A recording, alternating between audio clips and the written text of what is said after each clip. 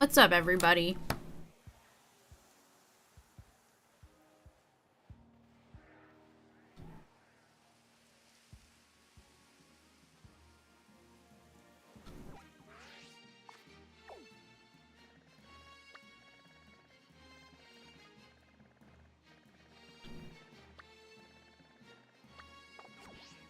Okay.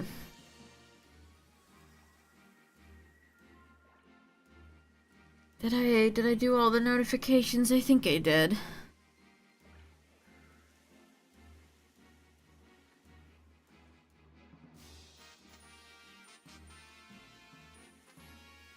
Man, we've been in Kalos for so long, chat. I have to remember what it's like to go back to Scarlet Violet.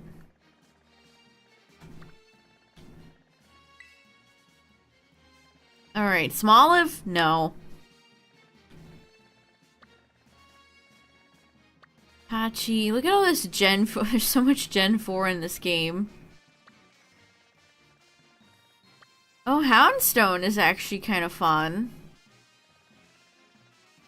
I have a few Grievard. Did I ever evolve and get Houndstone, actually? I'm not sure that I did. Yeah, Taylor, I thought I did too. Let me check.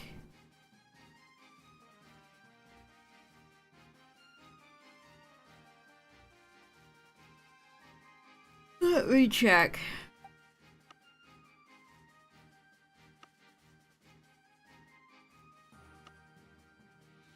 Okay, we're looking for Houndstone, chat. Do I have Houndstone?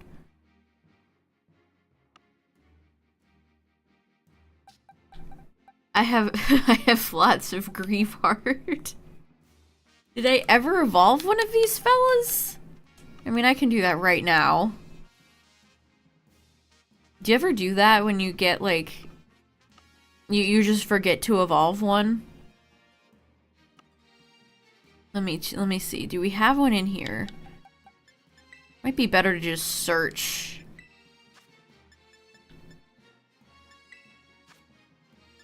Houndstone. Okay. No, I caught like 50 Grievard that are shiny and I never evolved one. Okay, well let's fix that right now, chat.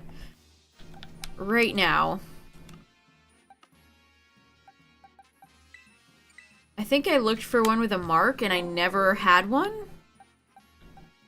Yeah, okay. I remember. I guess I'll just take this one. Oh boy, what level? I mean, it's level 60 something, and one rare candy should do it, right? Oh no, does it only evolve at night? Maybe that's why I didn't evolve it. Yep, it only evolves at night. I love evolutions that are day and night based when there's no way to change the clock. No way to change what time of day it is in this game. Well, when it turns to night, chat, I'll try to remember.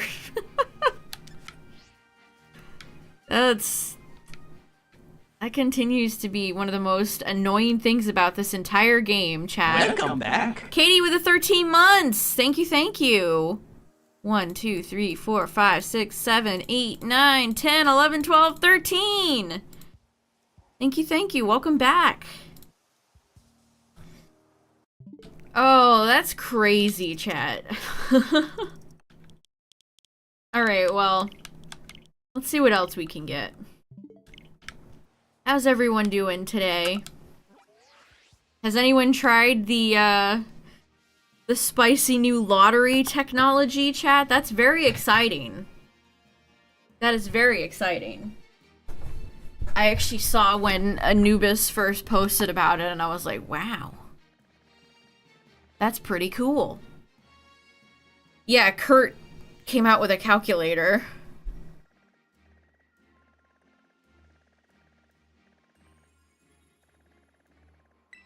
How do people, that's amazing. I'm constantly in awe of what people can figure out in stuff like that. That's so cool. You missed the gamba. Yeah, I had no idea people could figure out how to crack it open like that. Like I said, when I first saw that tweet, I was like, oh my god. That's crazy. You know what? We're gonna fly over here and try to summon Smoliv. I mean, I guess if you think about it, the fact that it's based on, like, time makes sense. But that's really cool. I saw somebody did it and got all great balls. That's the real use of the lottery system for generating great balls. That's really what you want to be using it for.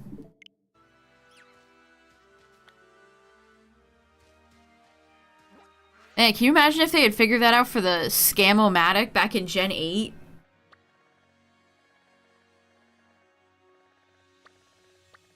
Alright, no... Look at that! Honchkrow, Hirayama, and, Noivern. But no olives that are small.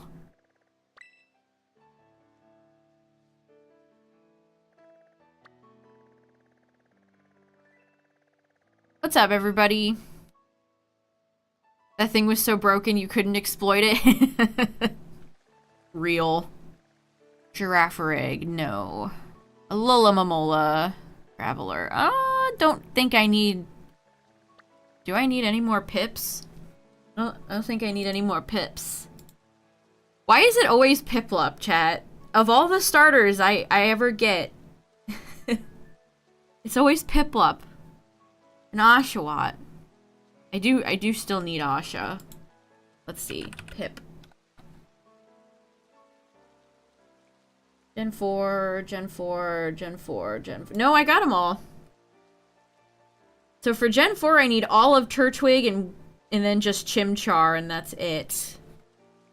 Yeah, like, where the frick is Turtwig? My starters definitely skew all water, except for the one water one I actually want, which is Totodile. It's funny how that works.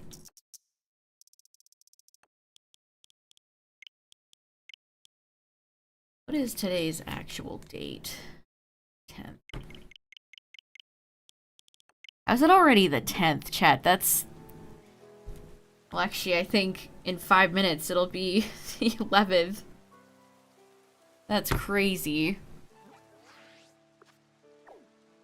Oh, there's Tadbulb. Oh no. Oh no, not Tadbulb.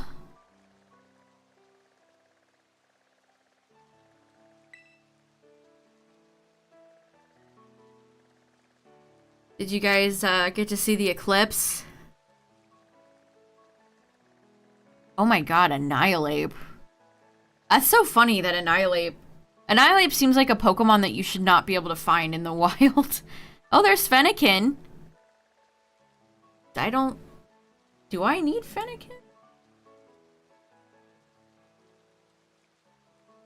I want to say... No, I don't.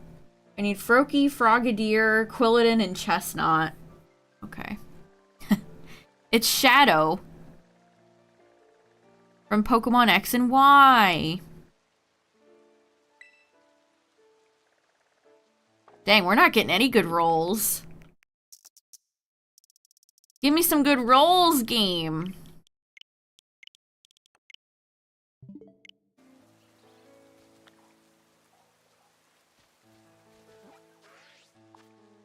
I almost refuse to believe anything Meganium is broken.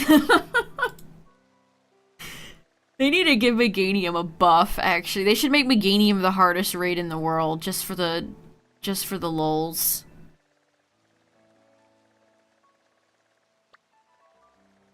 Wow, absolutely jack squat. This is crazy.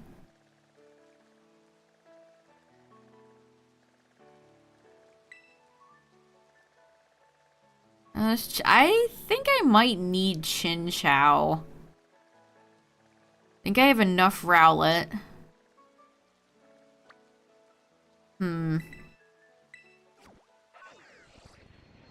Let's go see if this is a decent outbreak or not. I'm desperate enough to be looking up for Chin Chow.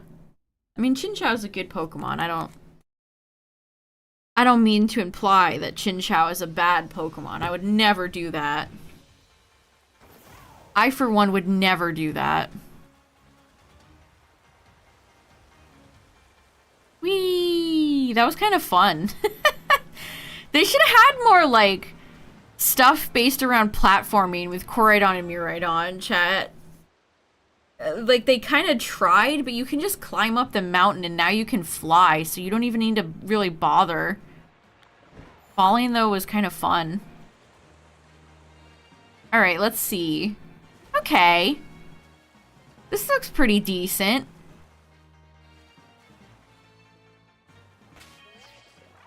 Yeah, like the Grusha gym challenge.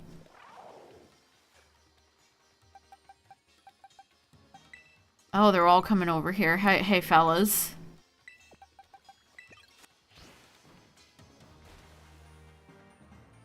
Oh boy, we're it's a body of water, so you know we do be lagging though. Shiny Chin Chow. Okay, so Shiny Chin Chow is like neon? It's a light blue color with lime green eyes and antenna. It's really cool, actually. It's a pretty neat shiny. Oh my god, look at the frame rate right now. We truly are- Sparks? What? That doesn't make any sense. How are we collecting electricity from Chin Chow in the water? Okay, game. Okay. Sure.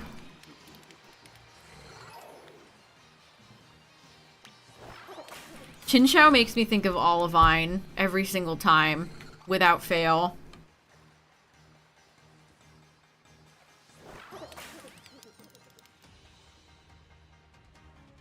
No, it's fine. It's fine, man. Just circle around him.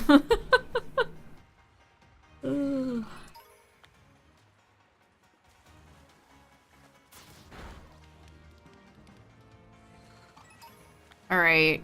The shiny should be an easy spot.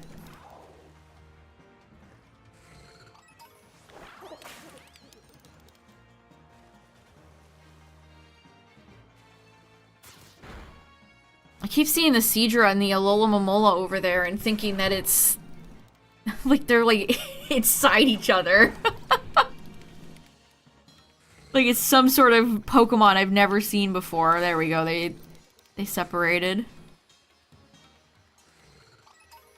I guess that's called pulling a Florges.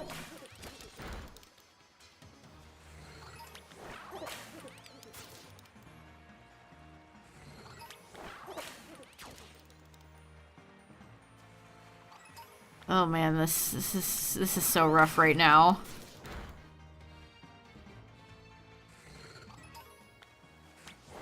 Why Terras are so much more visible. I mean, I've said this from day one, but the Terras look like wild Terra Pokemon look awful. Like, what even is that over there? It's like they have truck headlights where they're just so blindingly bright you can't see. It doesn't even look like it's not even an impressive effect. It's just gold. Like, I cannot tell who that is.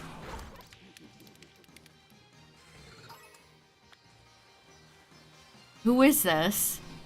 It's him on top. Like, you have to get right up there to even see him. Look at all these Squirtles! There's more Squirtles spawning here than the Squirtle outbreak I had.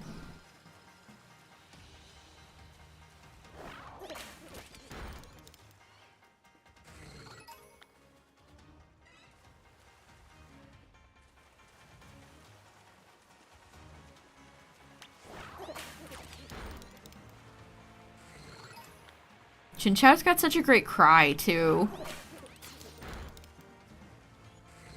I would love to know why they took away the shiny stuff they had in PLA. Like, what was the logic behind them taking it away?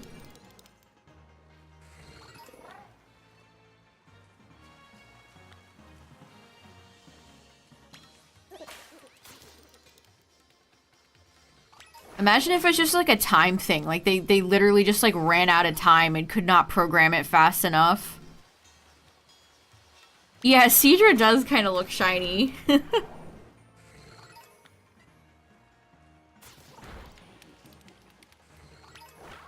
What's up, Cacturn?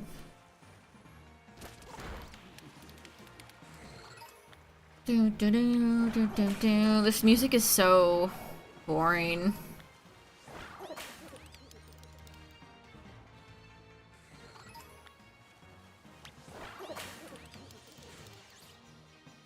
Whoops.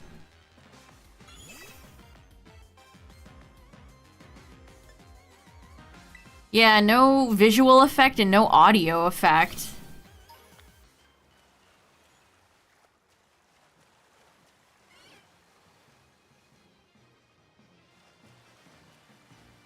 Which I don't necessarily mind, but I realize that's an unpopular opinion. I realize that is an unpopular opinion, but I mean, like, still, I would still like to know, like, what's their logic behind not including such a thing? Why was that choice made? And we'll just, like, never know.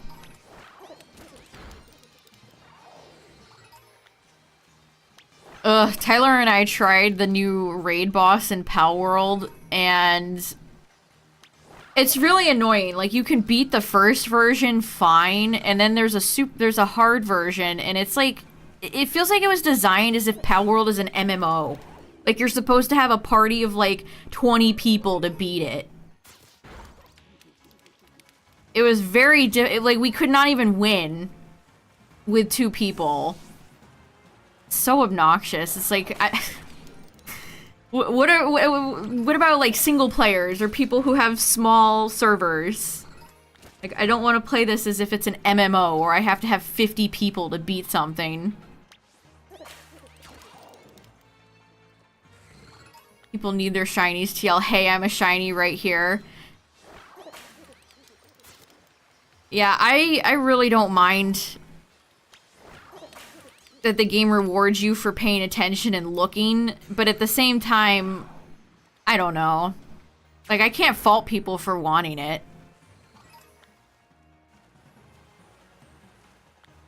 I don't know. It's a tough, like, it's a tough thing.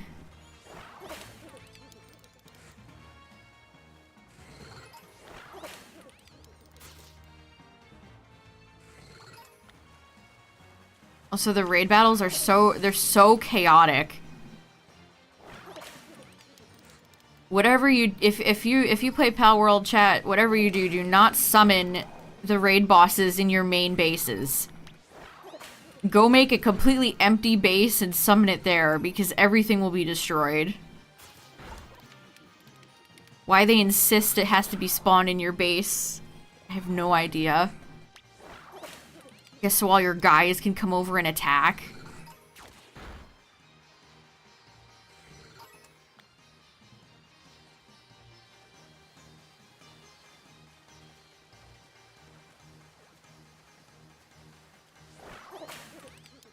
A shiny alert will fly in.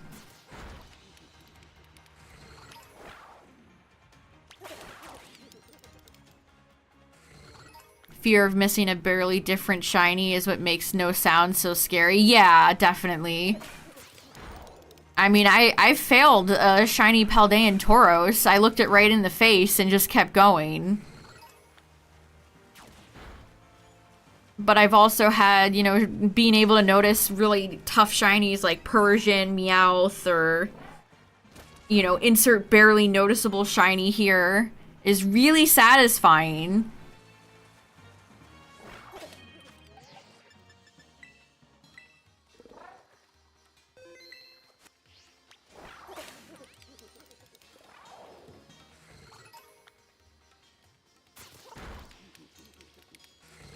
Yeah, anytime the lighting changes in this game, when it starts to like when the sun sets, the lighting changing can make shiny hunting. It feels like everything is shiny. And certain Pokemon are way worse than others, that's for sure. Like I don't care what the full odds like old school hunters say. If you can spot like shiny Elekid in this game, you're a shiny god as far as I'm concerned.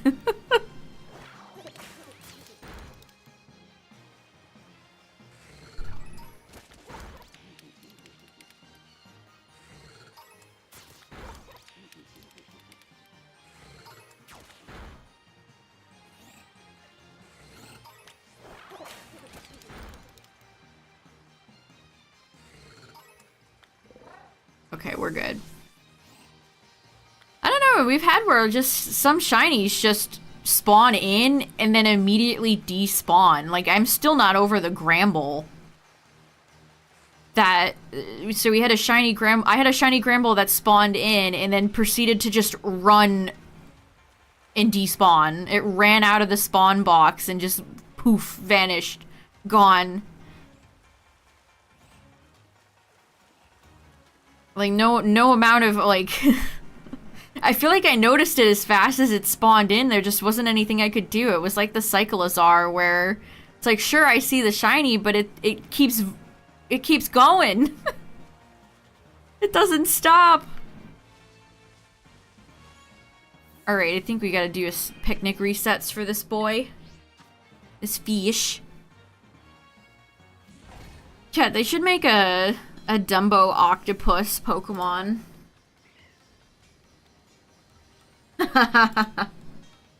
Shiny Elekid is the worst shiny. It is. It so is. The people need to know.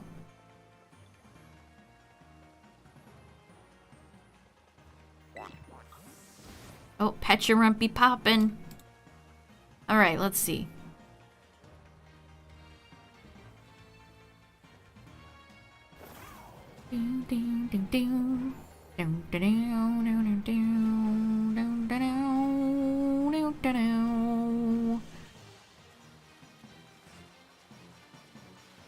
Also, Palworld had an update today where it's like they're announcing like a Coliseum where you can fight other players, and I've never been less interested in an update in my entire life.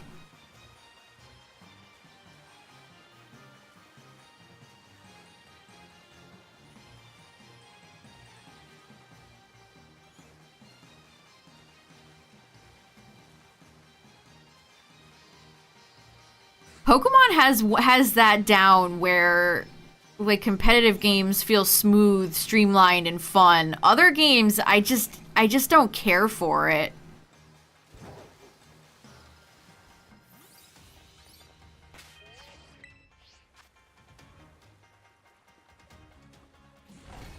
The Battle Frontier. We're on the road to Viridian City.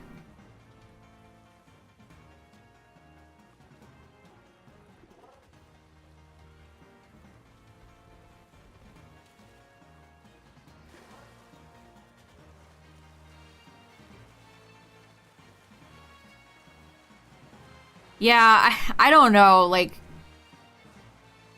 Also, when you send out, like, it's just like the raid, where if you have a bunch of pals, it is just utter chaos. Like, half the time you can't even figure out where Bella Noir is, because there's just laser beams and fire and particle effects being shot everywhere. It's just mass chaos, which I guess some people might enjoy, I don't know.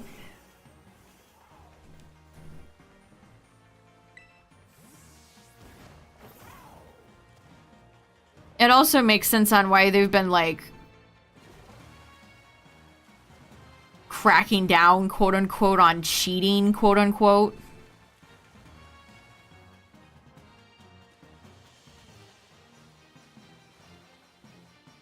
I thought, look at that, look at the difference between those two Alola Momola. When they turn, they get all shadowed.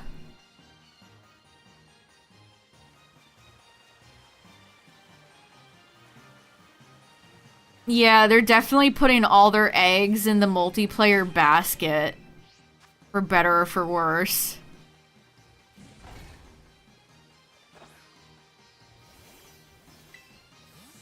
Which Pokemon has been doing that a lot too. There's way more focus on multiplayer in the past few gens than there ever has been, I feel like.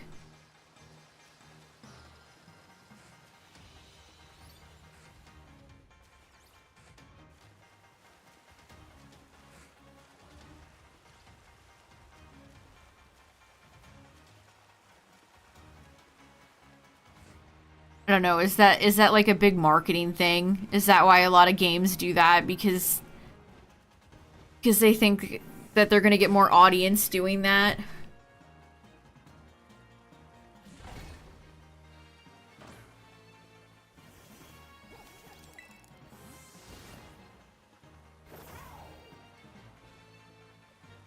The lantern spawning in here is funny. Maybe I should go more over here? Where the actual outbreak is?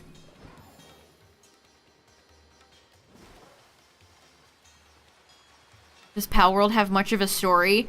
So their story, they take a very, like, indie horror game approach to the story. Basically, you find notes. You find, like, diaries and journal entries scattered all over the world. So, you have to read it. Basically.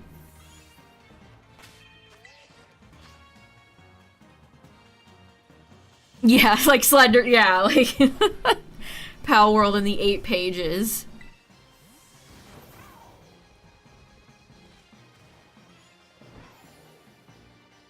So if you take the time to read like the diaries and stuff, you can get a sense of what's going on, I suppose, but Tyler and I never really did that.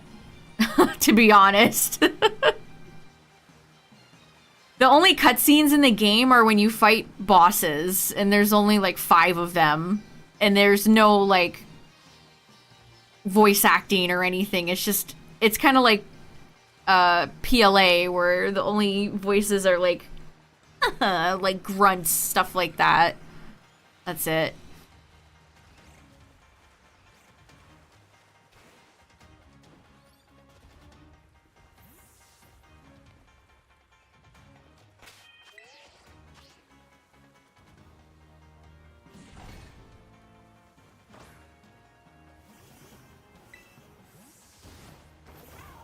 I don't know, like, I feel like with the way the game is and how easily accessible mods and stuff are, like, PvP is never gonna be a good experience.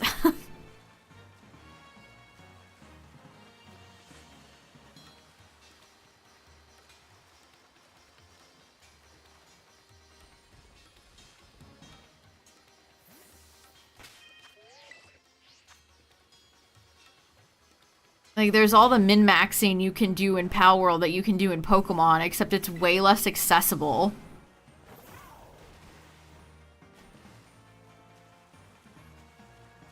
Which is saying something, because I don't think Pokemon's competitive scene is super accessible.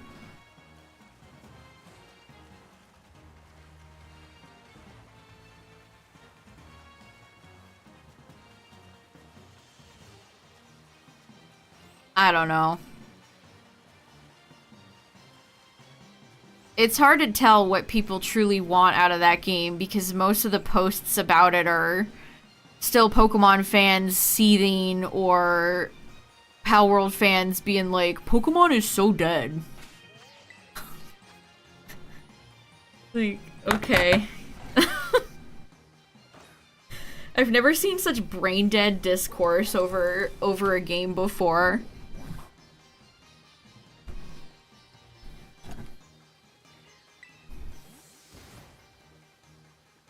It doesn't help that, like, absolutely nothing is really happening right now, chat. I was thinking about this earlier today. Like, there's no Nintendo news. There's no new Pokemon stuff really happening. It's just kind of like, man.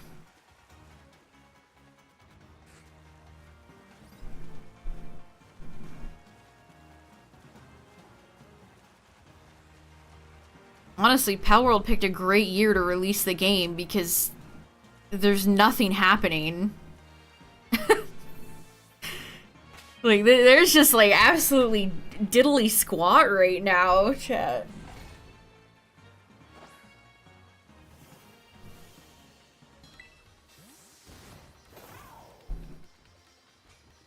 Yeah, I saw the, the Pogo image of Necrozma.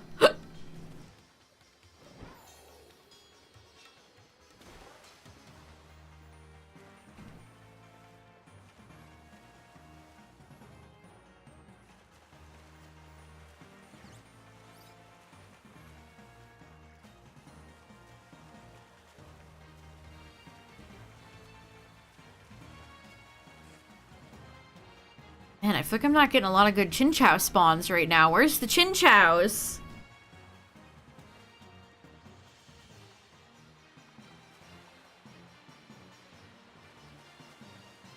Yeah, that's the thing. They always announce a new regulation and then you have to wait like 2 months for it to actually happen.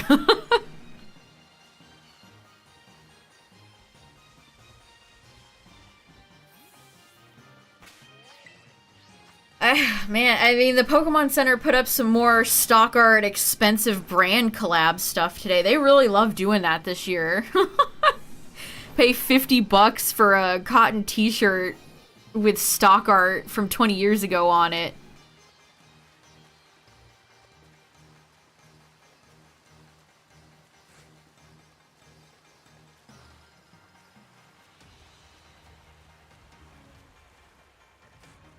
I don't know, maybe summer will have more stuff going on. When is Nintendo gonna announce, like, anything, though? I feel like we're on fumes right now. The tank is empty. Yeah, they... Anytime the legendaries are brought back, it's always just like, well... Oh shit, here we go again. Yeah, I guess that's the last thing we learned when Worlds is. Mid-August, like it usually is. Surprise. Imagine my surprise. And it's in a place that costs thousands of dollars to fly to, so I'm not going, as per usual.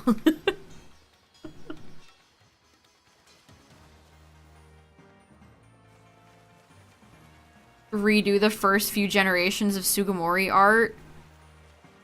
It wouldn't be so bad if that's just all they did, if that's like all they, if they gave us more original art, but it's literally just any Pokemon product over here is just stock art. It's the same Pikachu from Fire Red and Leaf Green era from 20 years ago. It's the same Dream World art we've had forever.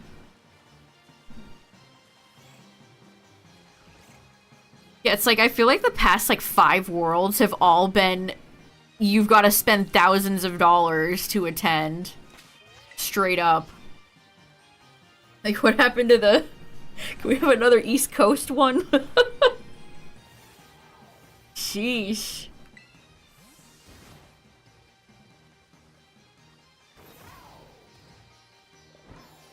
Yeah, like, I can't tell you how many times I've seen Mewtwo, Charizard, Dreamworld art on products here. That always kills me, though. It's like you pay for this collaboration with some designer brand, and they're like, here you go, here's a folder of the same stock art we've had for 2 decades. Have fun. Like, what's the point? Do they just, like, enjoy burning money? Do they enjoy flushing it down the toilet?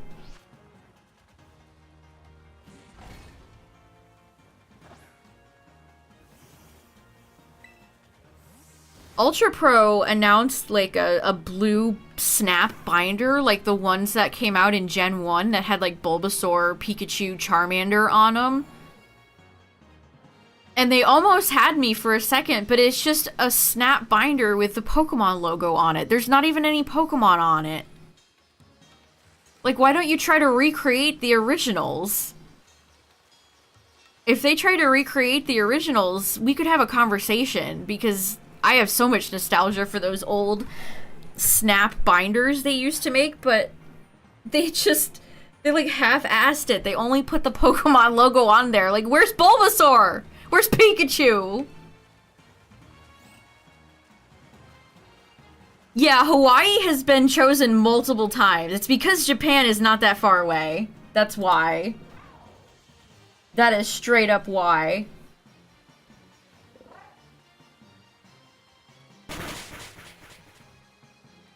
Hey, Hooligan with the raid!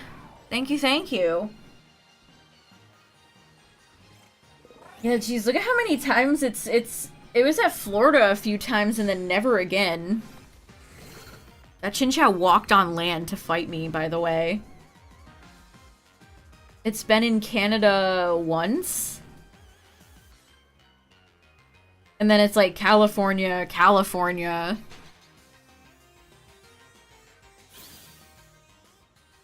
I mean, a lot of people have been upset at them for picking Hawaii again. Especially, like, they really did have some awful timing with the fires last year, which I know is not their fault, but, like, still.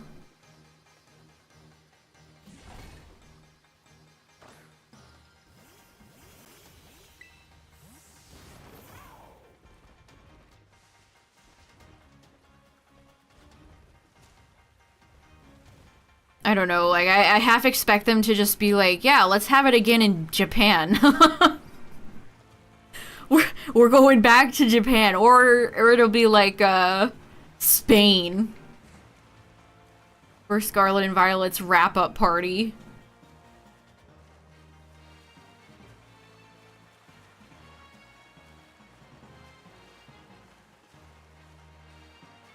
I don't, like, they showed the key art with Pikachu and, like, the goggles, not the goggles, the swim goggles.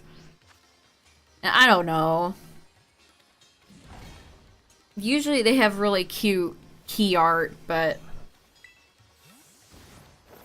I don't know, it's just hard to have any sort of, like, hype for it.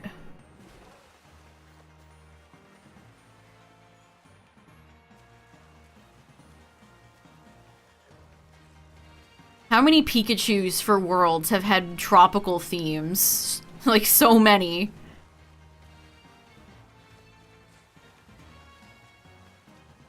Yeah, I'm actually really curious to see if they're gonna choose Spain, because they chose London for Sword and Shield's end. So, are we gonna get Spain? I mean, we don't even know what's... Are we still gonna be doing Scarlet Violet comp in November of next year? I guess probably yeah, right? Because PLA was not a competitive game. And PLZA probably won't be as well. So I guess Spain next year would make sense. Yeah.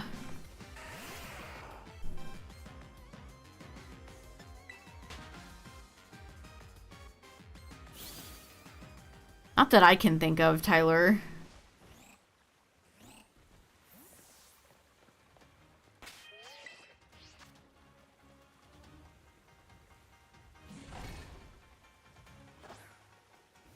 And then last year, when they had it in Japan, like, most of the people that went there, there were a ton of different events, but they were all lotto only.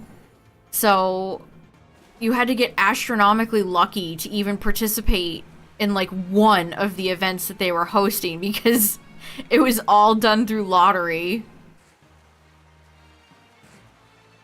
What's up, Galaxy?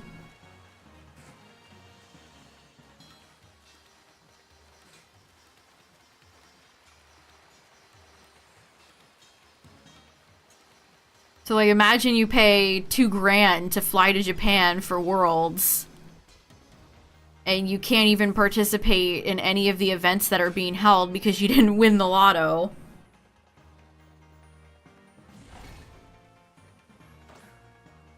Yeah, Galaxy, we'll check it out later this week. we'll do the Looker story, and then probably this weekend maybe do some Zygarde runs for funsies.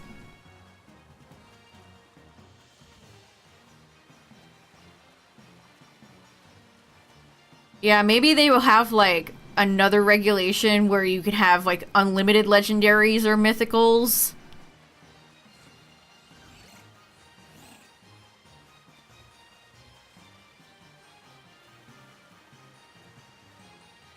Just let everybody bring 6 Incineroar, it's fine. Don't even worry about it.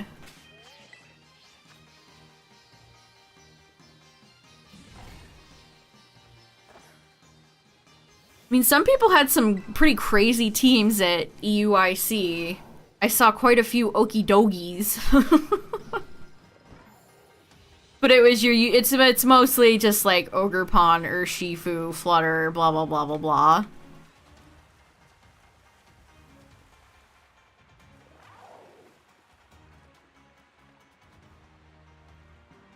Malva only has angry dialogue at you in the E4 rematches for some reason. The first time around, she acts normally. Yeah, she didn't really say anything that spicy when I fought her. I was like, did I misremember this? Maybe I'll check out the rematches.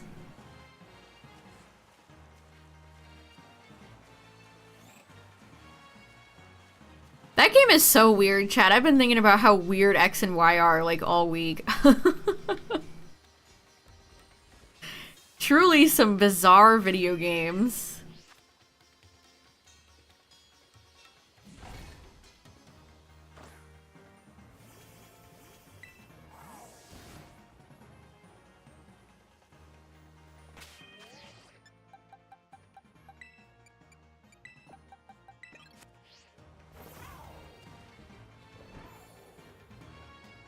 I saw a post today that was like, I'm already sick of terastallizing. Where's Gen 10?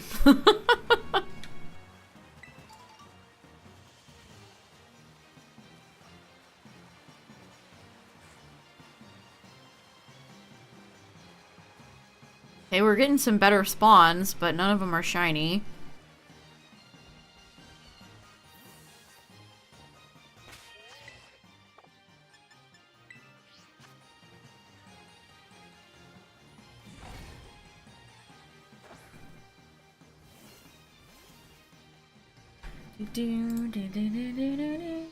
I forgot that Worlds was hosted in Boston.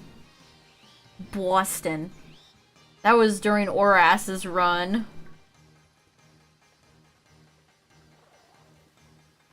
Man, it's crazy how long Sword and Shield lasted, chat. That really is pretty crazy.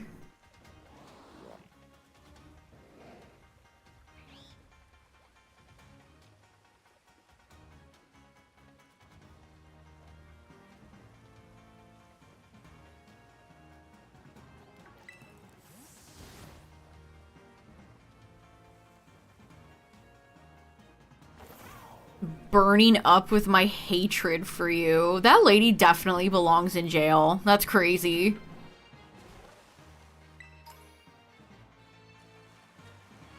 Imagine still holding a position of power like that after you were part of a genocidal cult.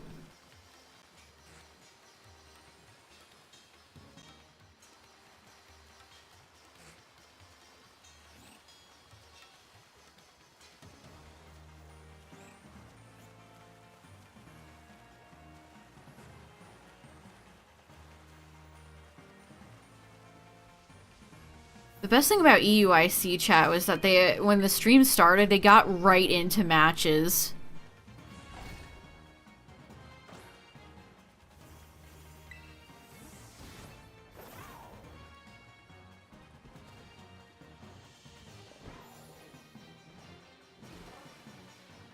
Usually it's like they talk for an hour straight before anything happens.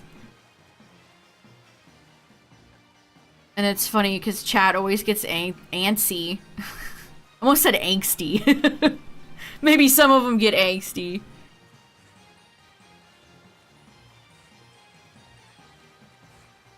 And they all start complaining, where's the matches? Why are they still talking? What do you mean Gen 3 movie? Like movie from Gen 3, like Destiny Deoxys?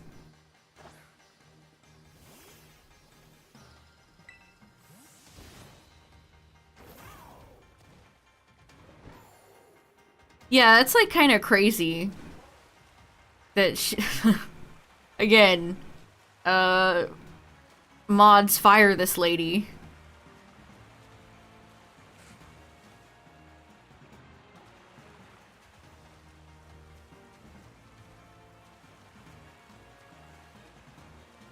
And she had that bit of dialogue that's like, oh, I'm such a big, important hollow caster. It's like, Lysander's entire enterprise should be shut down. Just shut it all down. There ain't no way.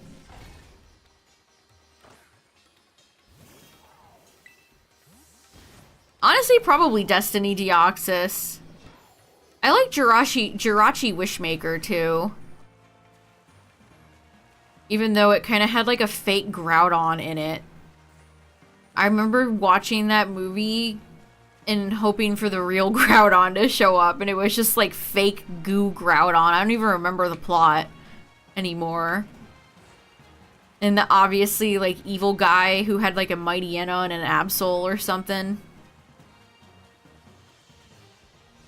Yeah, you guys remember that? It was like a weird, gooey, fake Groudon. Why did they even make it Groudon? Was it just a tease?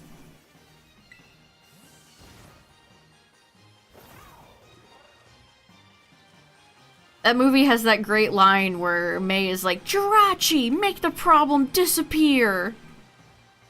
And Jirachi teleports May away. I don't know what their obsession was with having May or Max have some sort of bond with a mythical Pokemon.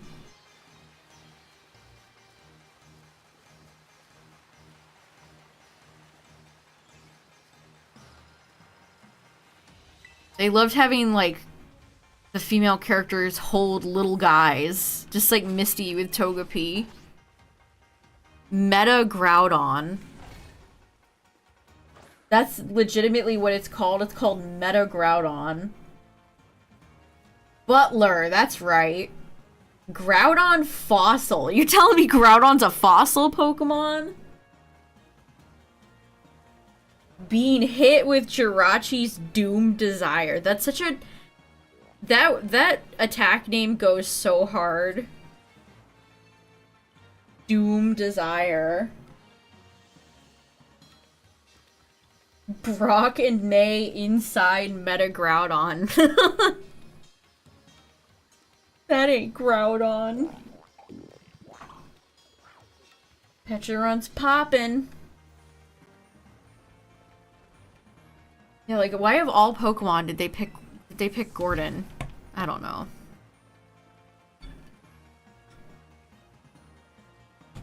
I don't believe I've seen the Manaphy movie all the way through. Is that a good one, chat? Should I check it out? Yeah, isn't there like a pirate guy? Yar har fiddle-dee-dee. Being a pirate is alright with me. And he kind of reminds me of like Eggman for some reason. I have a journal, or not a journal, but like a notebook with Manaphy and a bunch of Pokemon with like a pirate theme that I think came out from at the Pokemon Center for that movie. That's the funniest thing you've ever said, Tyler. You were upset that Azelf, Uxie, and Mesprit weren't in something. That's very funny. Oh yeah, Lucario too. I remember watching the Lucario movie and just not really vibing with it.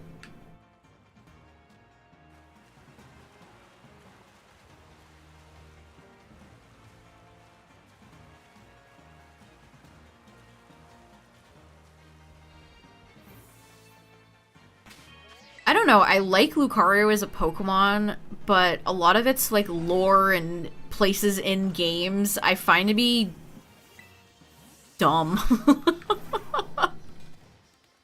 Sir Aaron, it's like knight. He's like a knight. Okay.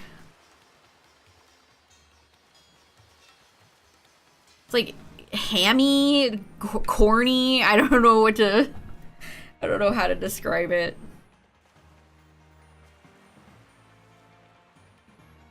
And every time Mew shows up, I'm like, you shouldn't be here.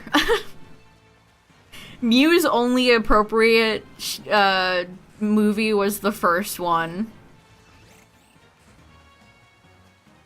The Folly of Reginald.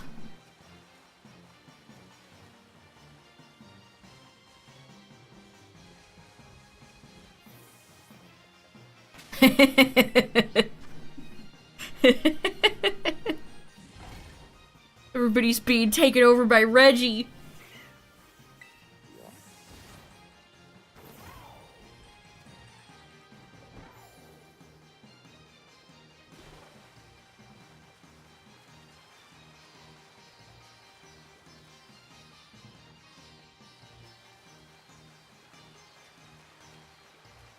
I've not watched any recent Pokemon movies, though. Did anybody ever watch the Zarude movie? I feel like I've asked that before. Like, did that movie exist? Was that real? Or was it a fever dream? I love you.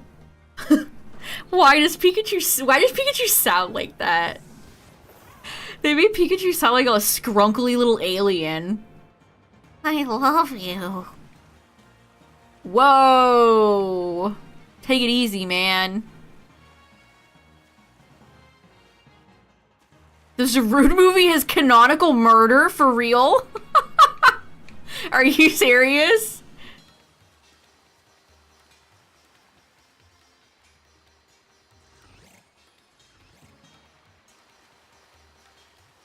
Oh yeah, I'm sure it's Pikachu's real voice actress in Japanese. Even though Pikachu is male. They should have done like a super goofy, like deep voice in the dub. They should have been like, I love you. Ash. Ash, I love you. Or just give it like a Brooklyn accent or something. Hey Ash, it's Joey Wheeler. They show the Zarude kids' parents getting their car chased off of a cliff. Oh my god. Hey, there's the shiny. Hey, there's the shiny. We got it.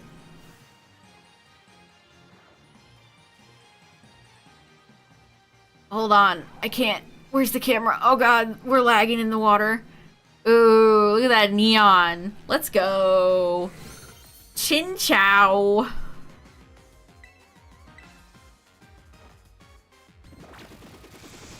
Alright, we take it. We take those. Okay, I did in fact need Chin Chow. I don't know why I doubted for a second that I did. We got it. It's good. Alright, I can add another one to the list. This will be 731. No Pokeballs match this. What? That frustrates me so much, chat. What am I supposed to match, like, neon green and blue with? That's fine. Hold on. Is it up on YouTube? Oh, I thought you...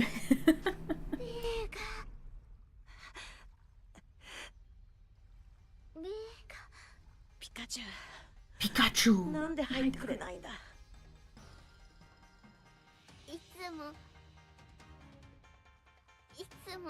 Oh, it's so weird.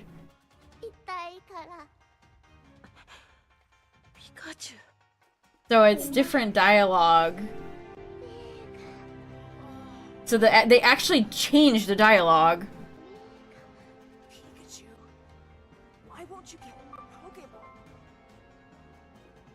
It's because... Ugh. It's because I always want to be with you. I always... Pikachu. What? Okay, am I misremembering the dialogue? Have I been quoting that wrong this whole time? I thought he said I love you.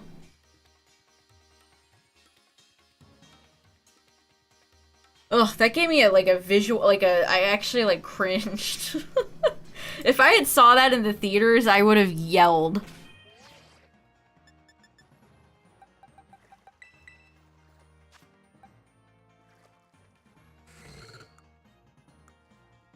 Ooh, we got a bold Chin Chow, competitive ready. Oh yeah, I need to evolve Grievard. I forgot.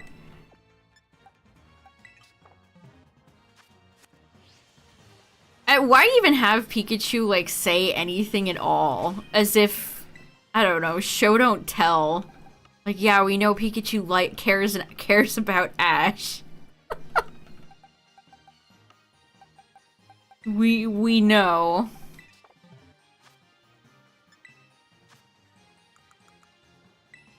Will this work?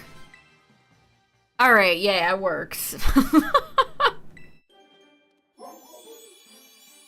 Alright, we're good. It's fine. I have Houndoom and Houndstone, but I don't have Houndour. Look at this, like... it makes Houndstone look blonde. It almost looks like a hippie. Or a guy with long hair. Hey, the last respects. Pay your last respects. Dirty hippie hair. Why do you think they went with yellow for that shiny? Crazy. Alright. Good. That took a little bit of time, but we got it done. He probably smells bad. I imagine it smells like decay. Houndstone and Grievard probably smell like rotting flesh.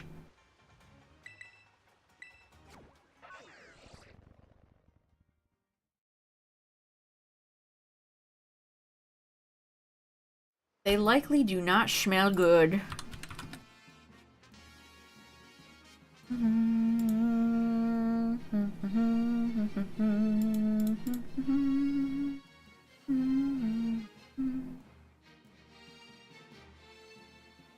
Oh yeah, FYI, chat, if you're in the States and you have Target Circle, I think they have 20% off of Pokemon cards today. I don't think it's started yet, but that's a pretty good deal. Okay, what am I doing? I'm saving. Saving, and then we gotta look for something else. Pinchow's a good one to knock out, though. I'm still missing a decent chunk of Gen 2. Some I can't get yet. Or I'd have to go to BDSP for, like, Leddyba. But I don't have Sunflora, Sunkern, Blossom. Do I have Mantine? I'm not sure I have Mantine. Or Mantine, as I've heard people say. Shiny Mantine. Rookity. Jigglypuff. You're not Smoliv. That's Larvitar I've seen twice today.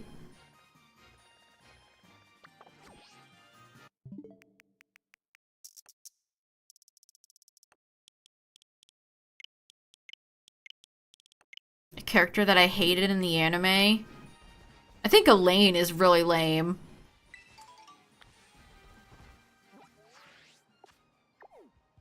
Alan. Mr. Oh, hey! There's Blossom right there! I summoned it. I manifested Blossom. Okay, we'll absolutely take that.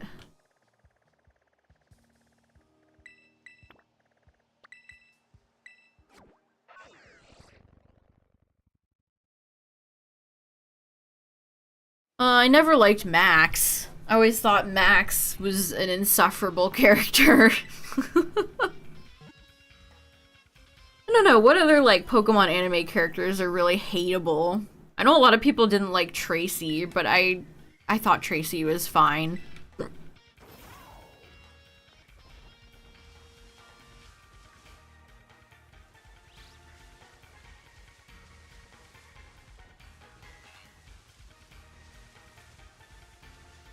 Yeah, Max reminds me a lot of, like, DW, where it's just an annoying, like, younger sibling character that you just constantly want to see put in their place.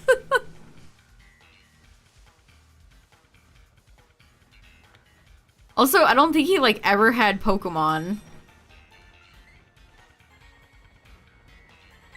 He made friends with certain Pokemon, but he never, like, captured them. Okay, this seems like a sus outbreak. Paul. I don't know, Paul was so edgy that he just became bland.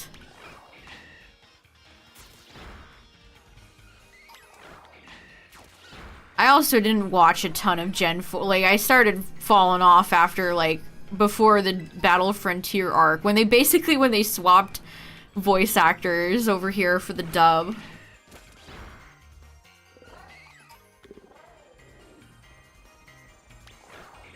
I don't know, I feel like it's lazy to have a character that's like, my Pokemon sucks, actually. It's like having a character, like, kick a puppy in a show. It's like... See, they're unlikable. Don't you not like this character? See? They're so unlikable.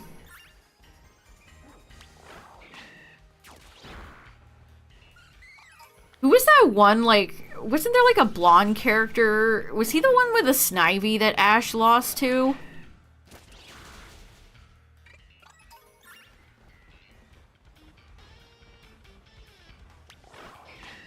I mean, I guess at least I remember Paul versus some of the other characters that appeared in further along.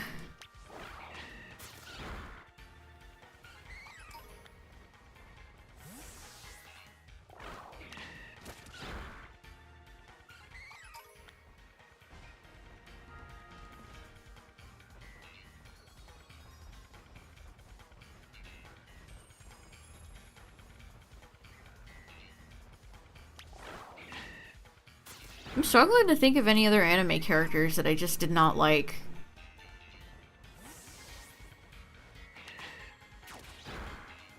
Do people like Silent? Jason Griffith Silent. I know a lot of people don't like Iris from the anime, but I always heard that the Gen 5 anime was terrible.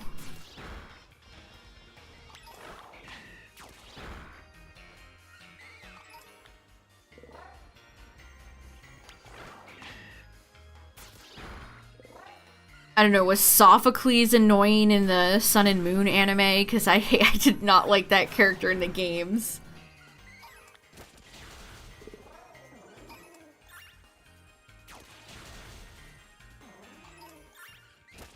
Yeah, I kind of am sus about all the Iris hate. It kind of reminds me of some of the things that are said about other characters that are similar, like Korra.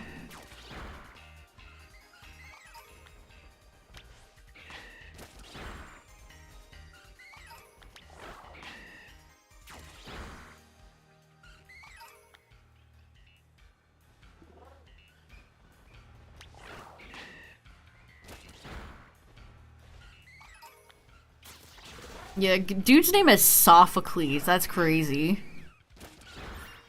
Oh yeah, a lot of the contest stuff was so obnoxious. Like, it was fine when they started doing it with May, and then it's just like, well, from now on, every woman that travels with Ash has to be into contests.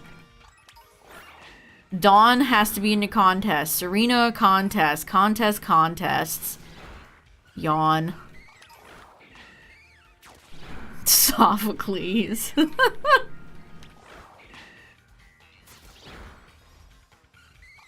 Isn't he's related to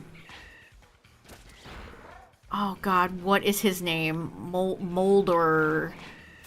Medley... What is that blue jacket man's name? Voldemort, yeah, he's related to Voldemort. Mullane? Is it Mullane?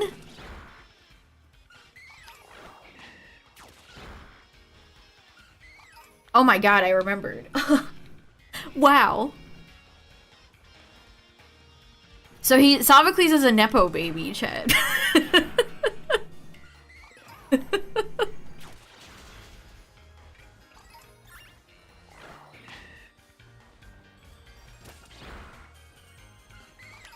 It'd be a really funny, like, video to make. All the Pokemon characters that are only in their position because of nepotism.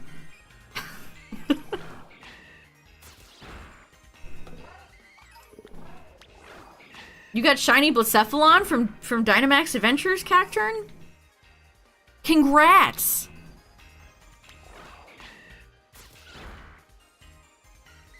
Megan? Who's Megan?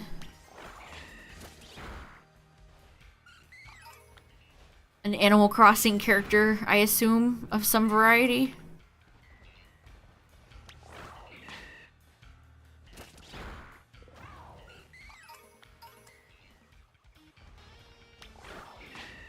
Yeah, Blacephalon rules.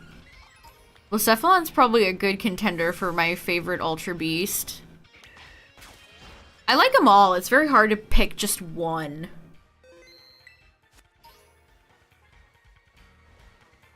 I always find that, like, frustrating. When you like every character so much, you can't pick a favorite.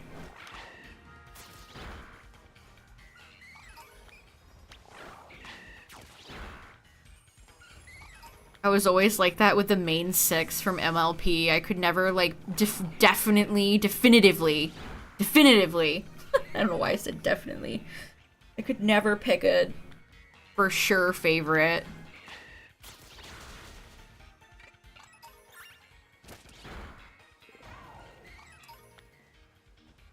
Oh, they mailed it to you? That's awesome. Got it in a dream ball? Nice.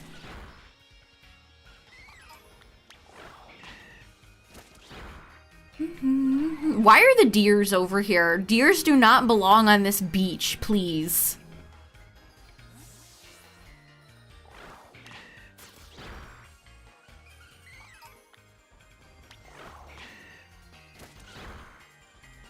Please. This is gonna be a perfect place to picnic reset.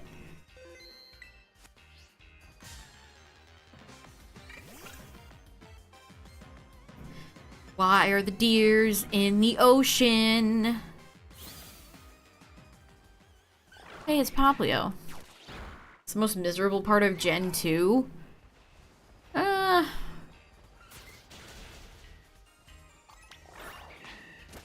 I don't know, probably one of the rocket parts, or maybe going through empty Victory Road Cave. It's pretty boring.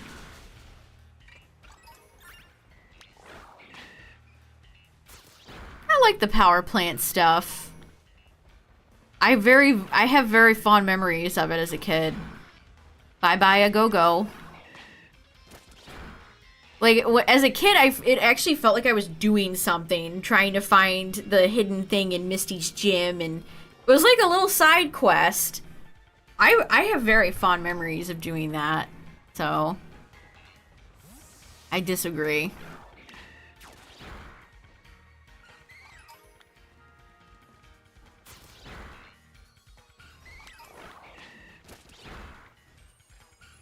I don't know, I'm very biased, but I can't think of many places in Gen 2 that I just, like, can't stand.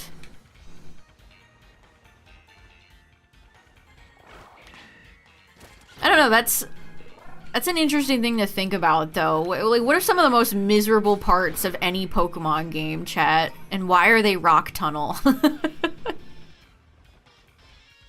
I don't really hate Rock Tunnel that much, I guess.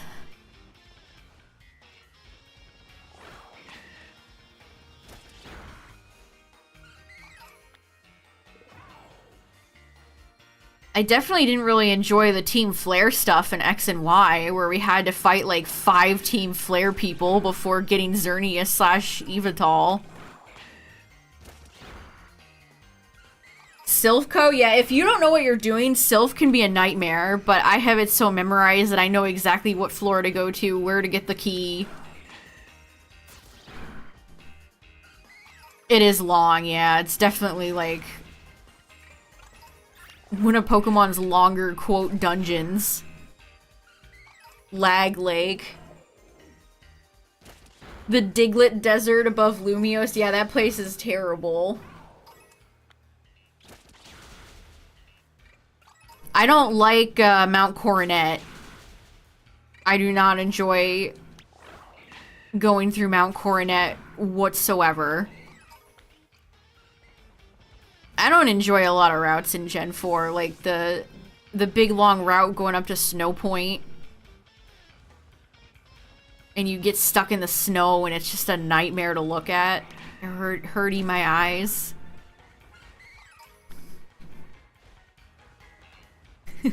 You'll never guess, chat, but this week there was a big rise in people searching. My eyes hurt.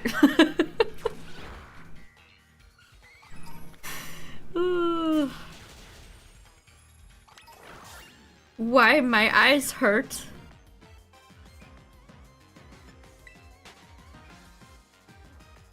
Core memory of being a kid playing through Sylphco on a Saturday summer afternoon, window open, school out, sunshine pouring in. Oh my god. I was like your description was so like vivid. I was transported to that moment even though I didn't live it. That's awesome. Man.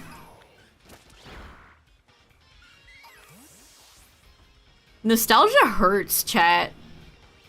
I get those TikToks where it's like bird ambiance or a song from Donkey Kong Country just like over old images, and it's like, this hurts my heart, actually. Oh god, you can never go back.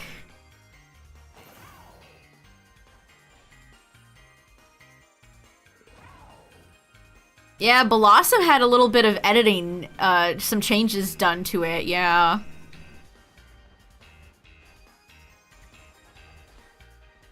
Blossom used to be like Jinx, right? Where it had like a dark... Wasn't it originally like a different color?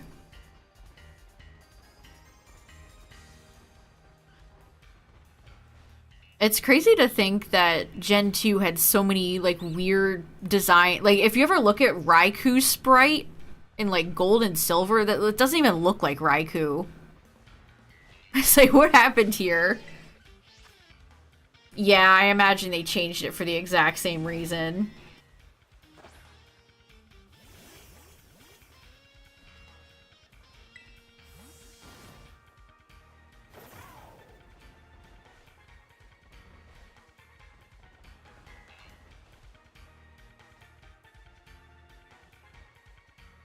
Yeah, it looks so different. Some Pokemon are just completely different in Crystal than how they looked in Gold and Silver. Which, I love that because it's still such, like, early... It's so early Pokemon. Like, that would never happen now. That's one of those things, like... That would never happen anymore.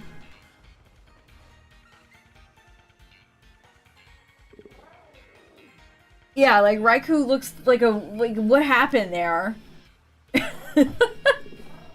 That is not the same thing. Also, I love how Joe says it, roaming Johto, roaming Johto, roaming Johto. Not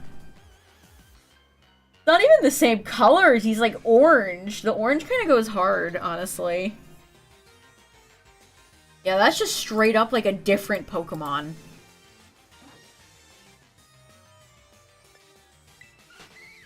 Nobody talks enough about Beta Suicune. Have you guys ever seen Beta Suicune? It kind of looked like a weepy, emo dog. It almost had, like, semi-poor hair. The legendary beasts used to look very different. They must have retouched and redone those designs a lot. Yeah, they're very weird. They're super weird.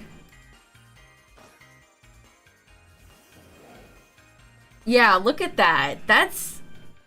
It almost looks like an evolution.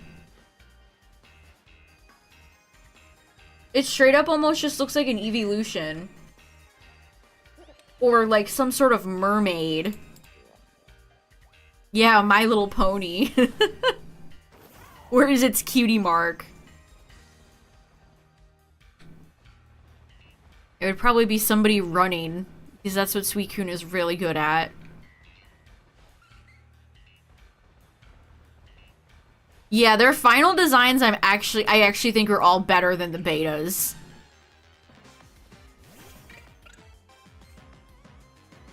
Yeah, the pearls remind me a lot of Espeon. Like, they straight up remind me so much of Espeon. Like, they were going for, like, a classy touch with... Or maybe some sort of, like, psychic, mystical power. I wish we would get a cool Pokemon art book again. Like, not just one for, you know, whenever a new game comes out, but, like... They'll never officially acknowledge any of those, and that makes me really sad.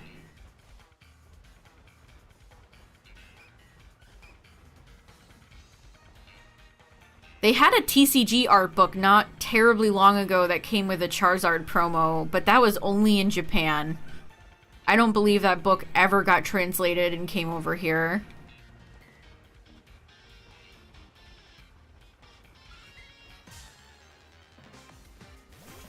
They're so damn secretive.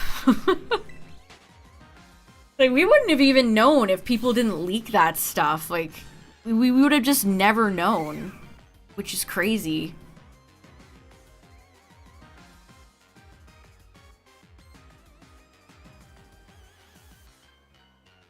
Look at Beedrill. Look at Beedrill's, like, awkward stand. That's a guy. Beedrill's just a man. Ooh, Blastoise looks so much chunkier. That sprite of Blastoise is so good. Oh my god, the Gen 1 starters never looked as good as they looked in Gen 2. Those sprites are iconic.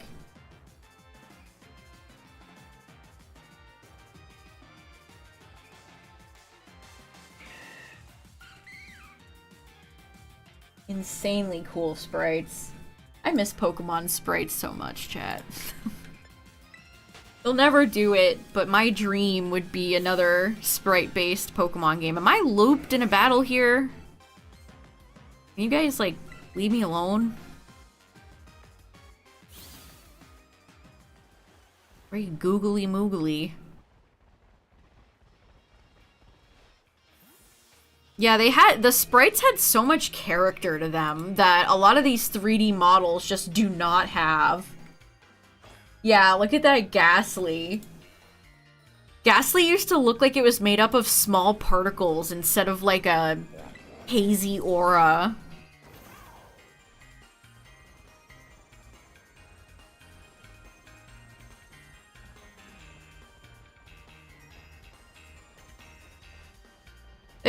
They were really cooking with those old sprites.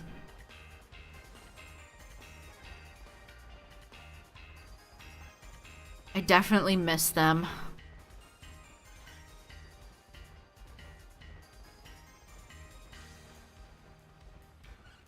Always love, I love that Gengar is like the Gen 1 darling Pokemon, where it's so many people's favorite Pokemon when it had that atrocious back sprite. Maybe not all the sprites were 10 out of 10 winners. Gengar's back sprite always cracked me up. Goober.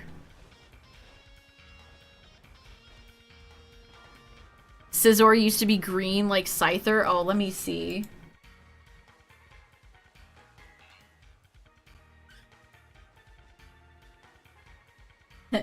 Eevee, Showers, Thunders, Booster. I miss Jolteon's old sprite where it had like a big collar.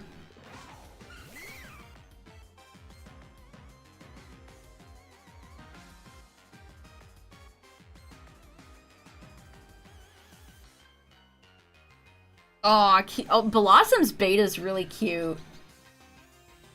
The spiky flowers. Yeah, you're right. Oh my god, Scizor used to look so much more like Scyther. I forgot about that. It had, like, the contoured, sharp spikes that Scyther's face had. That's really crazy. Yeah, Execute had the big fat egg. And who could forget Pokemon Green's Ekans sprite? That doesn't even look like Ekans. That's the best Pokemon sprite of all time, by the way. Pokemon Green Ekans. Yeah, I'd say the like candy red color that Scizor is really makes that Pokemon. I do like that it's still green with the shiny, though. That makes the shiny more interesting, actually. Knowing the lore that Scizor used to originally just be green like Scyther.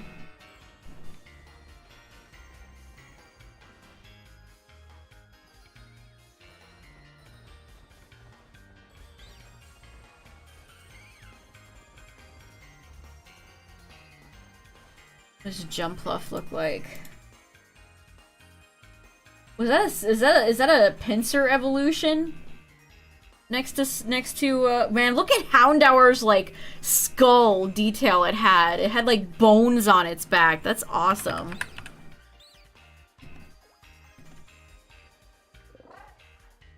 Oh yeah, Jumpluff looks like a little RPG like monster. If that makes any sense. I know Pokemon's an RPG, but you like it's from a Dragon Quest game or something.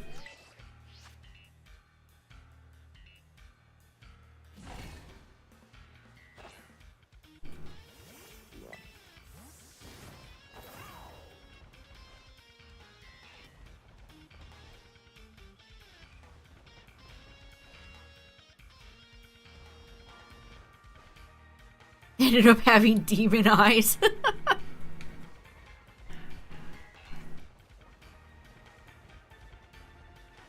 Beta Jumpluff has hard Digimon energy? Yeah, it really does. There's an in-training Digimon that looks just like that. There's probably a few of them, actually.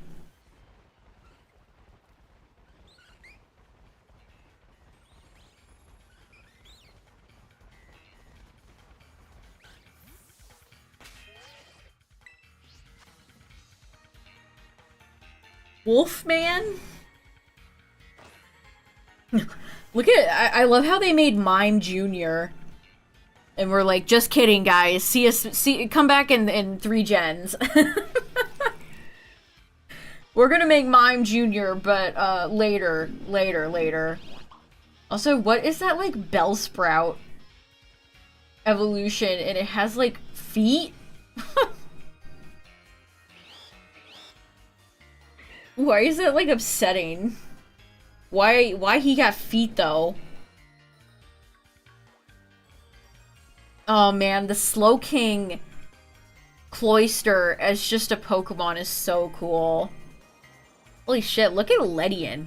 Ledian straight up looks like a 4-star Ladybug from Yu-Gi-Oh! Is it 4 or is it 5? Oh, Baby Meowth was so cute. We were robbed.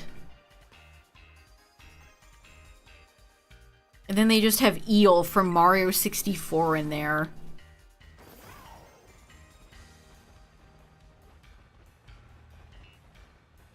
Yeah, Leafy. Was that Leafeon? They were like, alright guys, we'll come back in Gen 4 for Mime Jr. and Leafeon.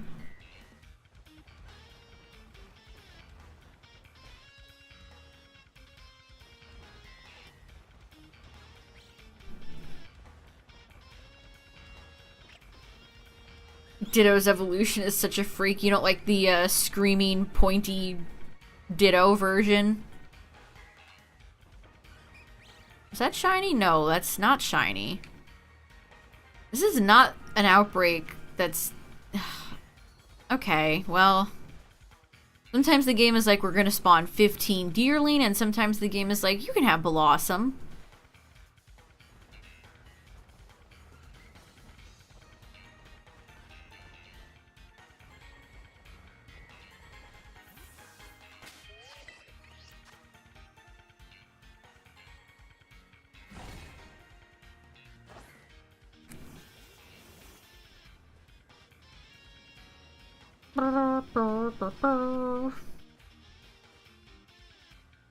Jeez, it was almost 80 degrees here today, chat.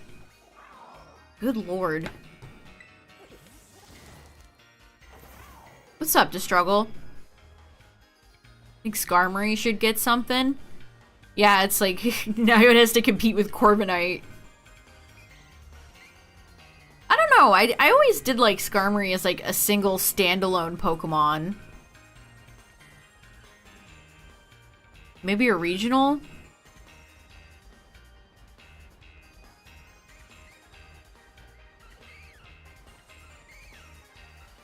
Yeah, the struggle. Tyler told me that he didn't really have good viewing of it either.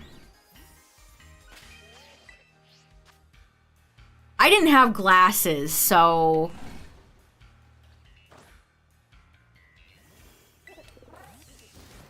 it did get dark. It wasn't like pitch black, like it didn't turn dark like in some places. But it was still neat. It got a little colder too, which is kind of freaky.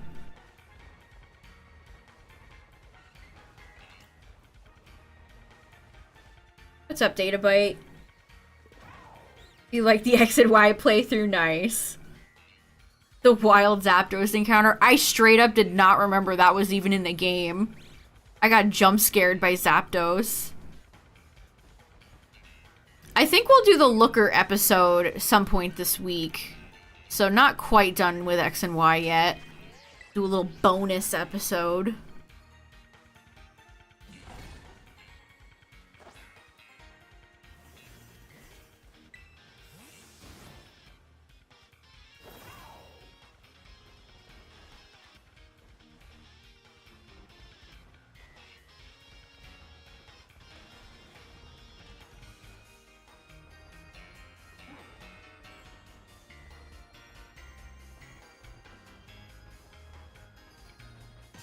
Yeah, whoa, okay.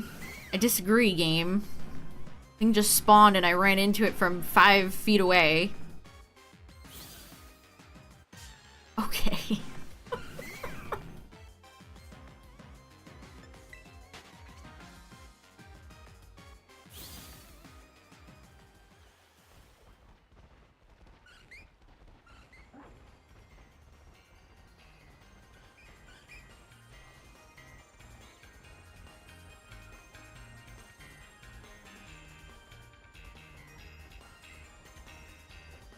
Also, I know this might sound kind of stupid, but it's always like whenever you watch media, fiction, whatever, and they like even like this game, I think, where the moon and the sun are so close, like unnaturally, unnormally close, and then like with the eclipse, like the sun was so far away, like and tiny.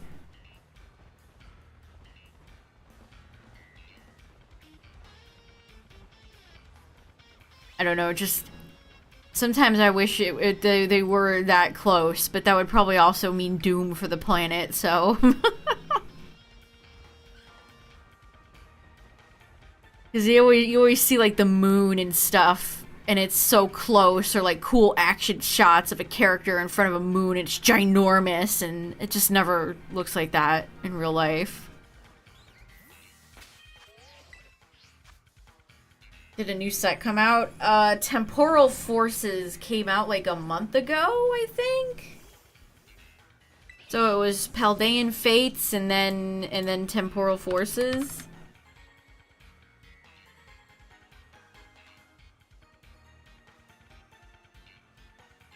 I don't know, I've kind of like super whelmed with TCG sets lately.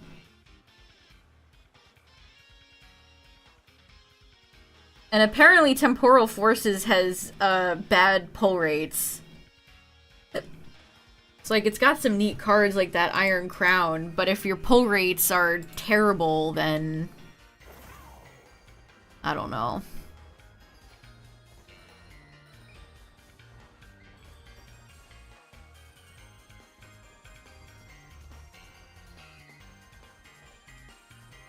How many resets am I for Shaman? I am at 2,500.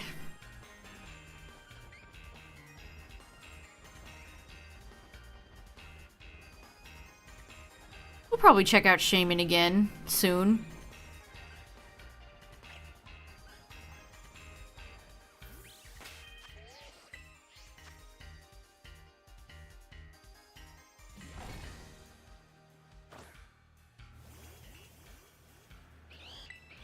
Imagine, I said the same thing to my mom to struggle. Like, how did primitive, like, the first humans see that and not think the world was ending? I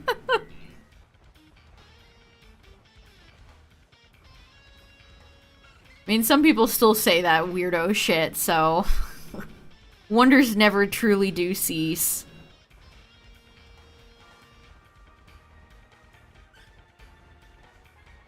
At 2K? Oh, I hope you get it soon.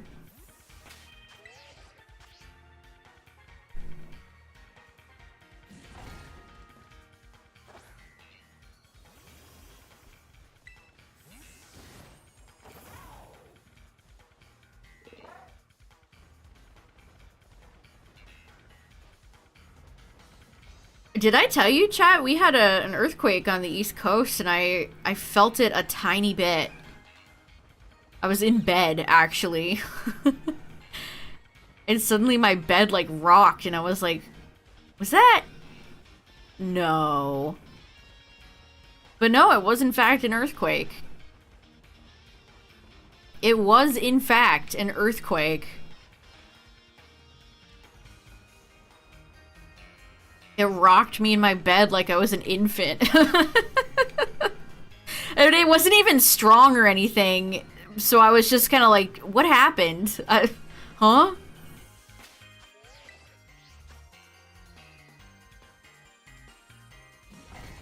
You don't think you've ever felt an earthquake? Yeah, Tyler said the same thing. He's never felt an earthquake.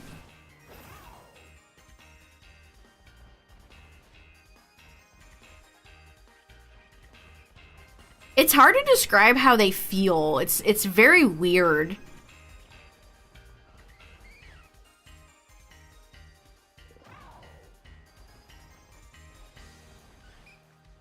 Oh, hunting down all the legendaries? Nice.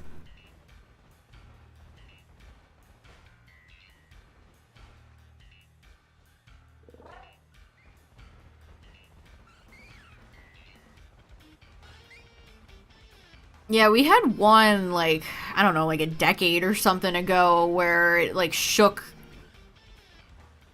like, sort of hard and stuff fell off all my shelves and stuff like that. I think I was still in school.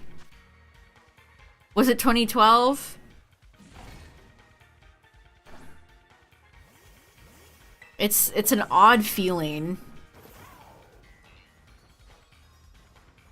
And then all, like, my cat, I remember my cats, like, were running around or something like that, maybe.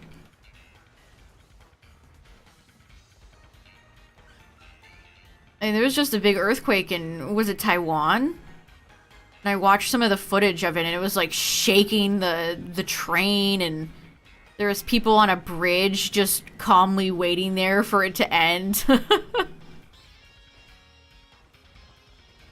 And then yeah, every time people come out of their houses, you know something's up. It happens when, like, you lose power, too. Everybody, like, goes outside, and you're like, what's happening?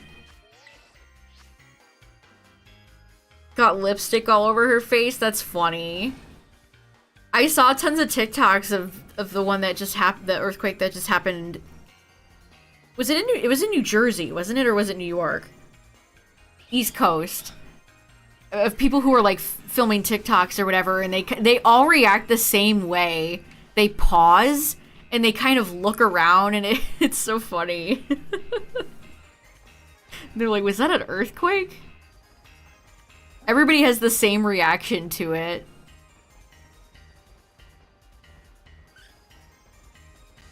I guess it's just a very human thing.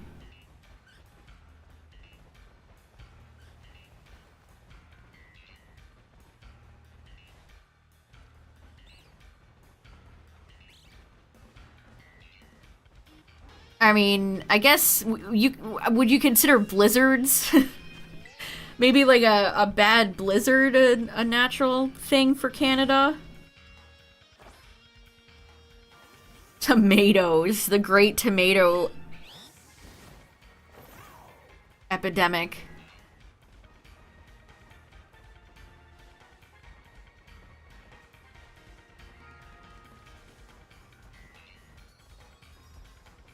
Come on, Blossom.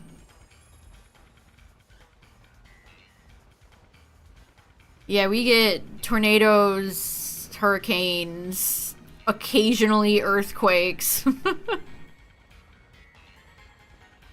No tsunamis or mudslides or anything like that, though.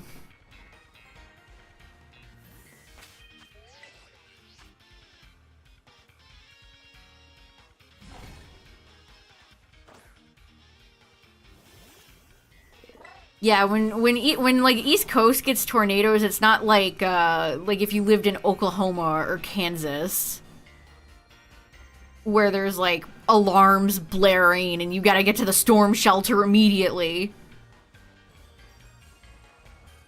That bridge crash was insane. I've never been on that bridge, but it is close, yeah. I've been on the Bay Bridge. That's a scary bridge. The Bay Bridge has where you can, like, hire people to drive over it for you. That's how scary that bridge is. What's up, Midnight? Yeah, it's like you watch the footage of that one truck that, like, drives off as you see the ship veering towards the bridge, and it's like, holy shit.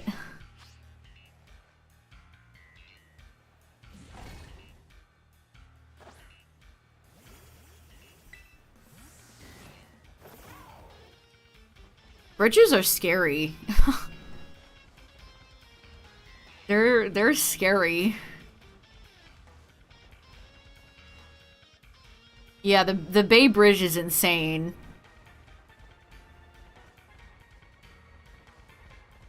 It's like, I don't, would you, even if you had like if you opened your windows and like prepared to swim out, would you even survive the drop?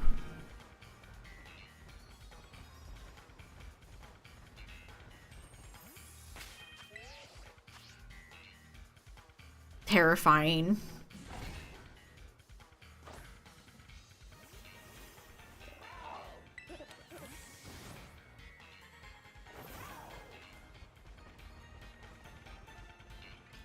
Yeah, Midnight, there was a bridge in Baltimore that a cargo ship ran into it and it crumbled and fell into the water. And I think a handful of people died.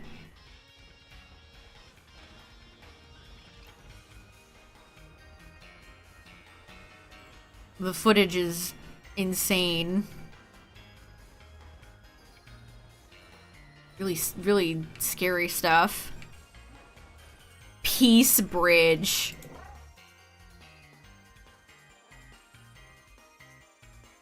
That's cool, though. That's, like, all enclosed.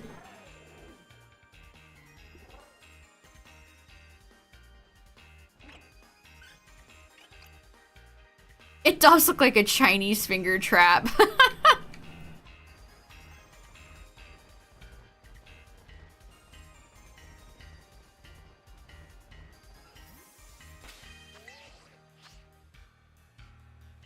Smashed literally all the glass, like, maliciously?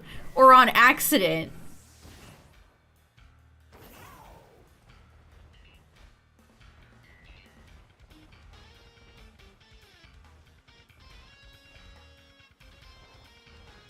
Can I get anything other than deers to spawn? Where the frick is Blossom?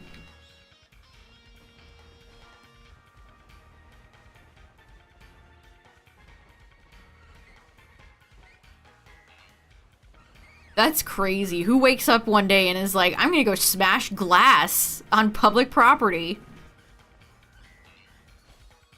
Having a normal one.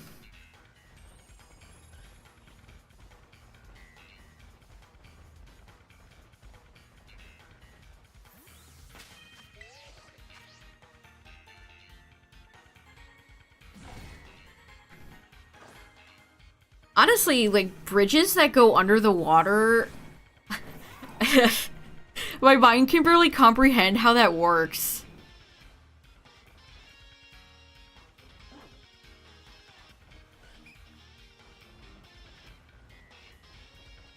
The fire rescue had to get a naked guy down from there once. It's like the guy that was at Disney in It's a Small World.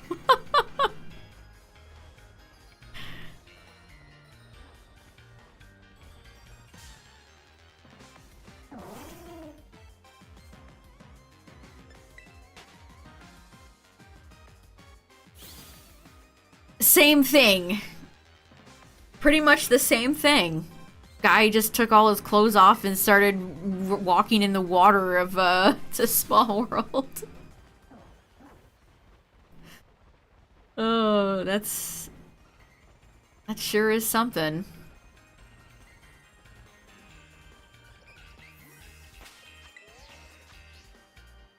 Why would you take such hard drugs at Disney of all places? Like, you had to pay at least $100+ to probably get in there. And this is how you're spending your time?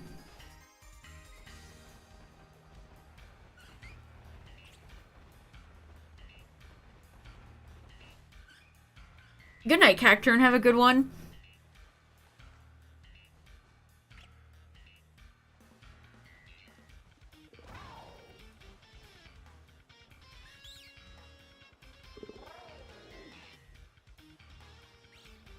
Disney World police body cams?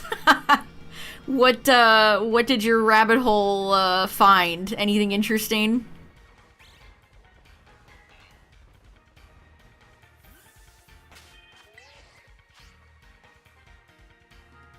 Stop trying to give birth at Disney. Oh my god, why would you? It's like the people that spread ashes at Disney. Christ. That's awful.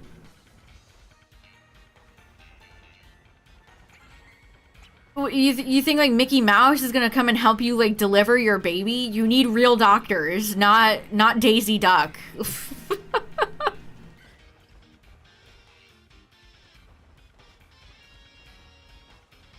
Deal with a drunk guy. Yeah, Disney serves alcohol in all their parks now, I think.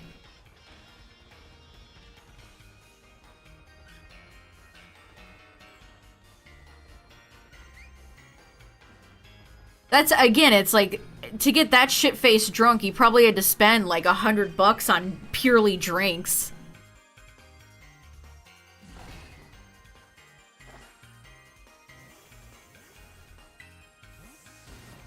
It's incredible the way grown-ass adults will act in public. Why would you even, again, if you're gonna pay $100+ to get into a fancy theme park, why would you want to spend most of it shit-faced drunk?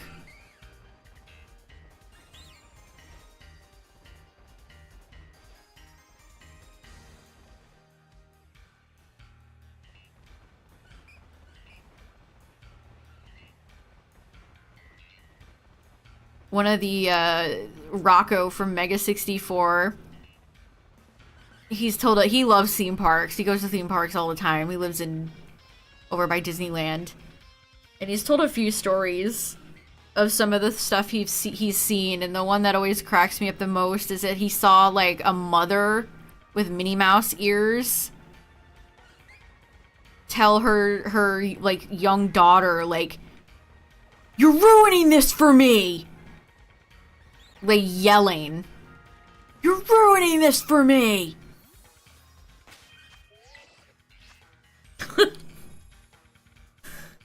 Woo, lad.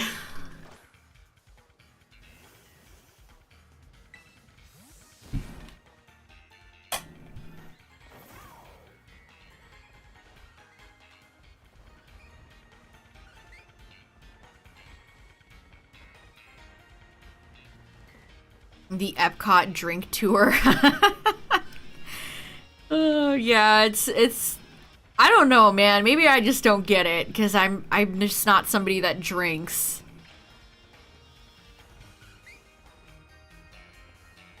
all the Disney people, all the Disney like vloggers I watch, they always get alcohol and they're like, oh, it's this fruity old fashioned blah blah blah.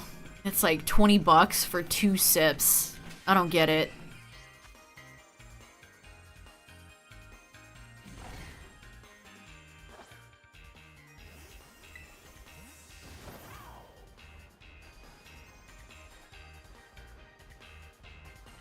Like, I could pay a lot less and get an ice-cold, refreshing sip of Dr. Pepper and feel just as good. Like, a nice ice-cold, like, Dr. Pep from a fountain machine, that hits just as hard.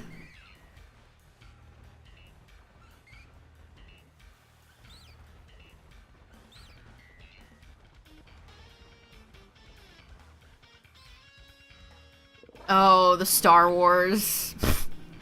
What's really funny is that they have merchandise from that remember the $5,000 hotel they had, chat, that they closed? I think it's called the Halcyon? Because it was supposed to be like a ship, right?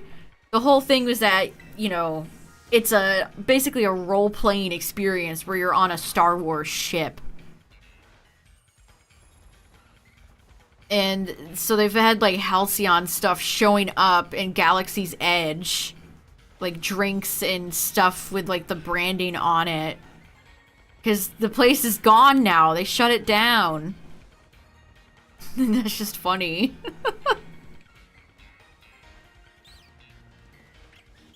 Like, they're recycling stuff from it because probably costed them how many millions of dollars.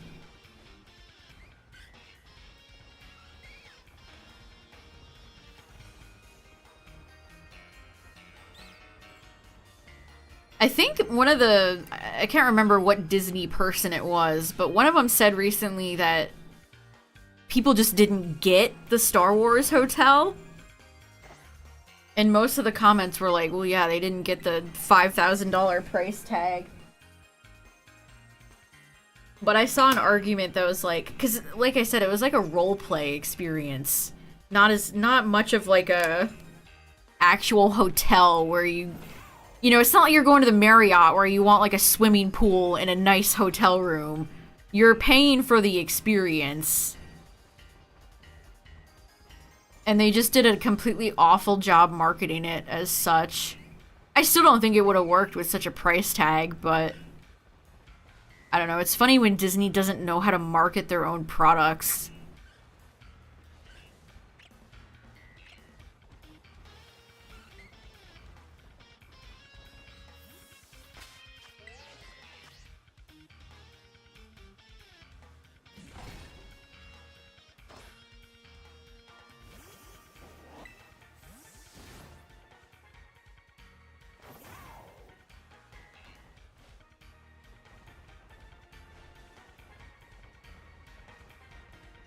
I don't know how anyone can afford to go to any of those places right now. Just like it's like I said, it's over like $100 just to get in for one day. And that doesn't count any actual perks like Genie Plus or all the food or your hotel.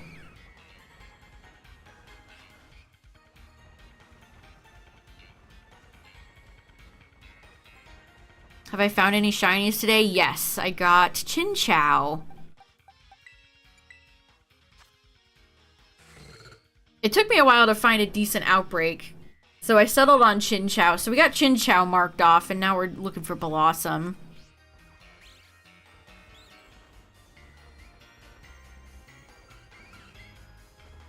Until you saw the price. Yeah, it's like, even if you understand what it is, and you wanted to go, like, $5,000 for 2 nights is insane. Unless you split it with, like, I mean, the rooms are not that big. I don't even know how many people they let you in a room. Even if you split it, it's still a lot of money. Yeah, I have Lantern from Dynamax.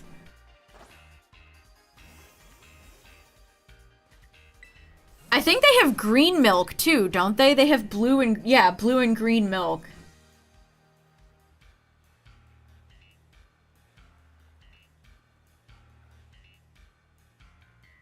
I've heard it described as like dish detergent before. I would try it, even if I don't care about Star Wars, just because I like a silly novelty drink. I'm a sucker for a silly novelty drink. See, it's the alcoholic ones I could care less about, but if you make it like goofy, then I'm interested.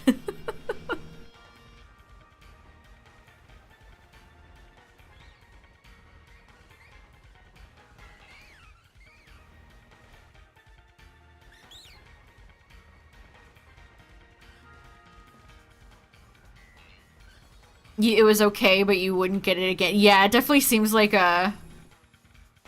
You try it once. Which is unlike something like butterbeer from Universal, which is delicious, and I could drink all day. Even if it's probably like 50,000 grams of sugar in one cup.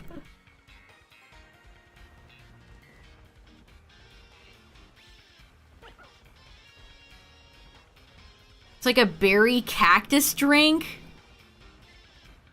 It'll quench ya. It's the quenchiest.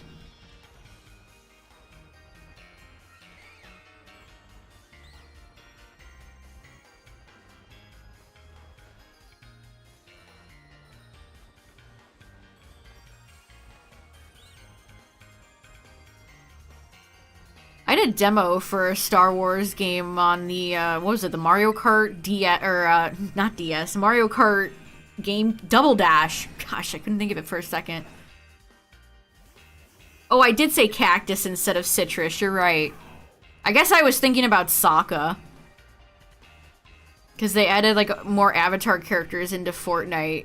And I saw their models earlier, but they didn't add Sokka. They have Sokka's weapons, but not Sokka himself. You do, Justin. Tyler and I have been there. It's not cheap, though. You can get it as ice cream, too. So you can get it hot, you can get it just regular like a soda, you can get it frozen like a slushie, and you can get it in ice cream.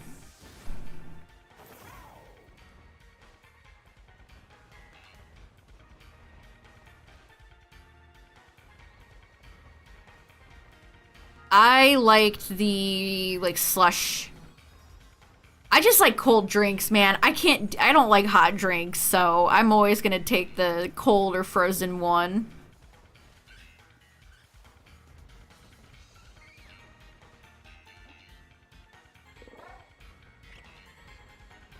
I think you can make, there's recipes out there if you ever wanted to try to make your own butterbeer. It's basically just like cream soda with butterscotch, I think.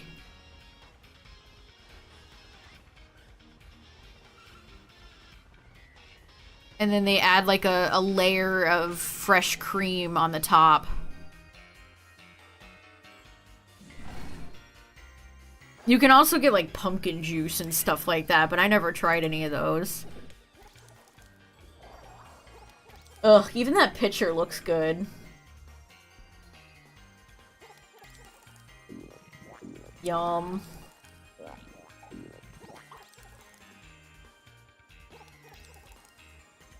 Why am I being tagged by digital mask?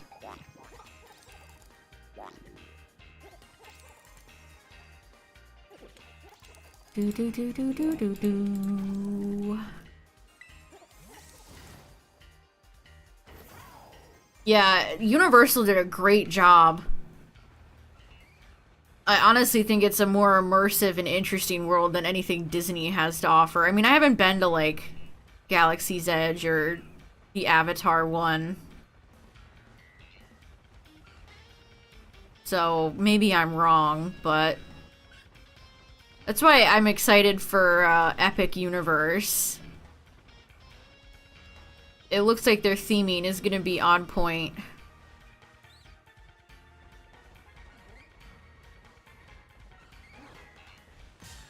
Are you talking Hagrid's Magical Creature Bike Adventure TM, as Molly would say? Yeah, Midnight, it's definitely not great.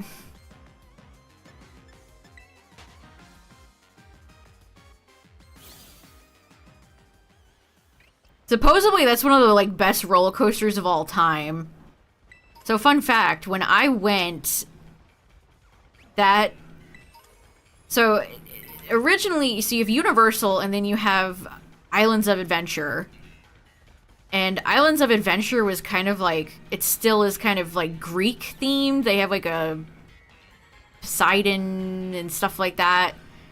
And they had a roller coaster there called, like, Dueling Dragon, or that's what it was.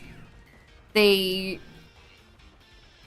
had a roller coaster there called Dueling Dragons for Harry Potter World, where you basically pick one side, and they're, like, looped.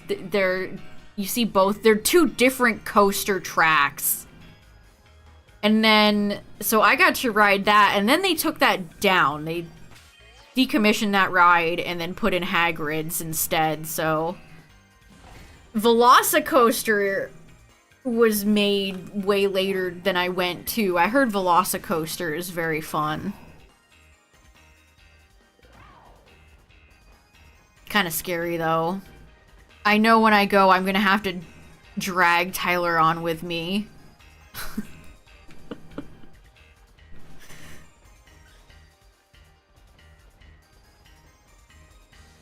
But the land itself has a lot of... It's just very themed. Like, even the bathrooms are themed. And the restaurant they have there is really cute. And if you buy one of the wands there, you can, like, do quote-unquote magic by waving it at certain things. It's kind of like a Disney... band where certain things you can interact with.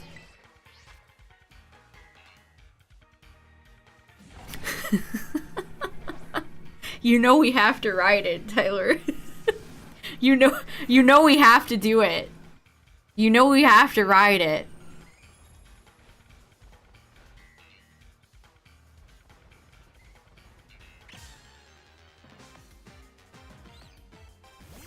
Alright, that was super delayed. What do you mean you don't like coasters?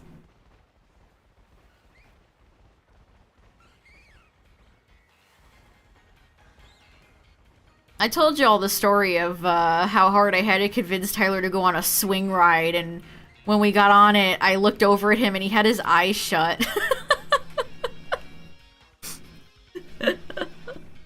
Like, they were like little children on that ride. And this guy had his eyes closed.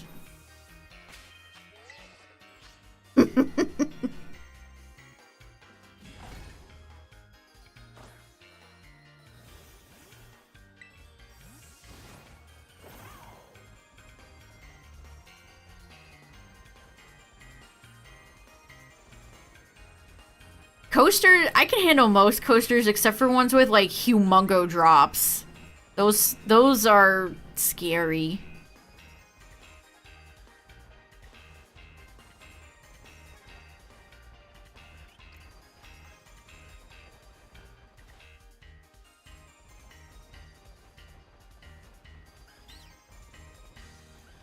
I mean, the original Jurassic Park water, where you're in, like, you float down the river, and then you go up and up and up, and things start... As you progress through the ride, you know, shit gets real. All the dinosaurs bust out, whatever. And, you start going on the lift. And then you, the T-Rex pops out, and then you go through the big drop. That drop is intense. I felt like I was on that drop for like 5 minutes. It's not in a barn. What are you talking about, a barn?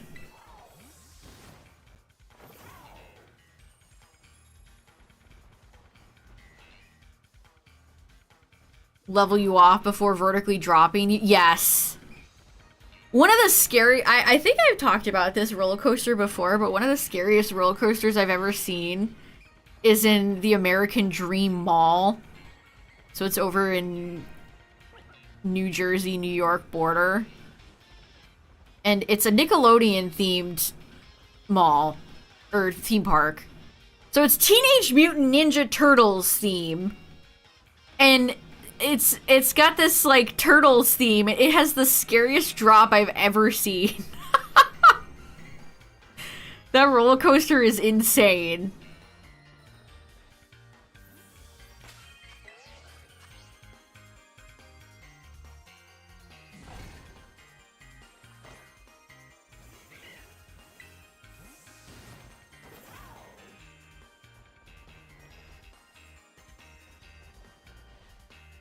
I don't know. Truthfully, if I had like a friend or a wingman to gas me up, I'd probably ride almost anything. We went to Six Flags a few times for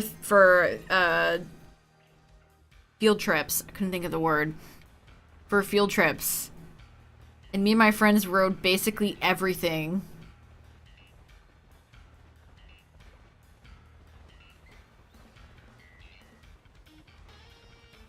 We rode the Joker, baby.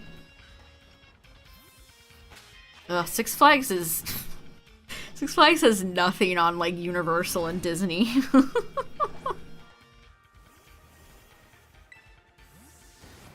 Yeah, I saw the trailer. I mean, I never even watched the first movie. It's just, haha, funny Joker memes. I mean, I like Lady Gaga a lot, actually. But I'm also super over Harley.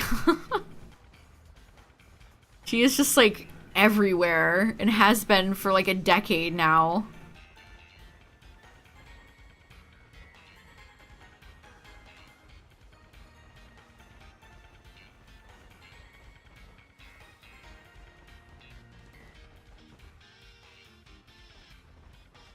They wouldn't let you on a swing ride? Boo.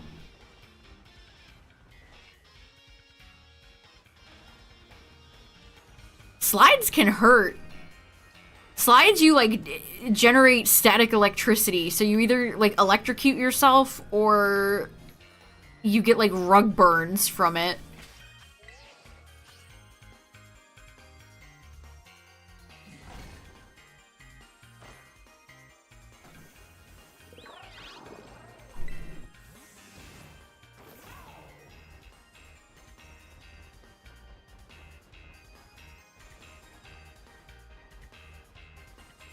I'm the Joker, baby.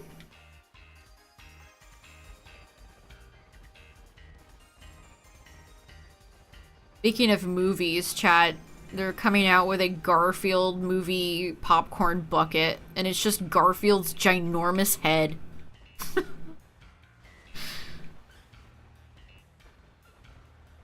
I feel like that's gonna be the most mid movie to ever exist. Yeah, slides always have too much static. Always.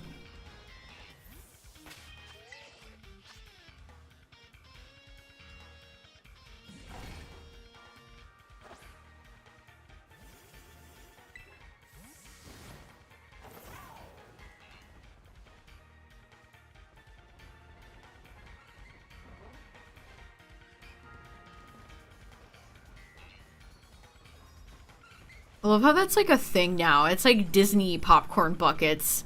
All these movies come out with their own little popcorn buckets now. That's the new trend. You can store your Garfield popcorn bucket next to your Dune popcorn bucket.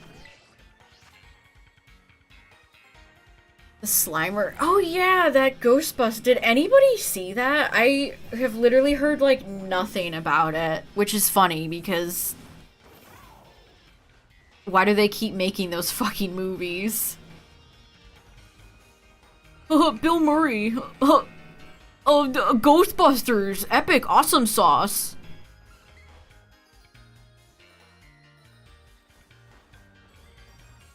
Yeah, I heard Godzilla and Kong was fun. I can't believe the MonsterVerse is like one of the few cinematic universes actually doing well. Who would have thought? It's almost like when you don't release like 50 shows and movies per year and you come out with a movie every 2 to 3 years. It's good, actually.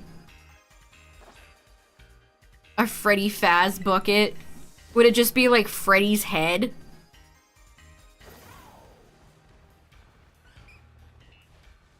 When are they gonna start filming 2? They're probably gonna film it soon.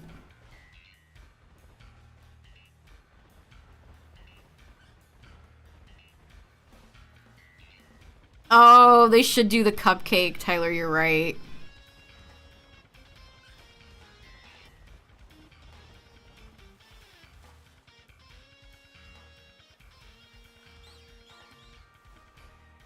How kids... Yeah, exactly. It's just like the Indiana Jones movie from last year. It's like... Sure, you're gonna get the Gen Xers, whatever, who grew up with Ghostbusters and Indiana Jones. But young kids have no interest in this stuff. They don't give a shit about Bill Murray.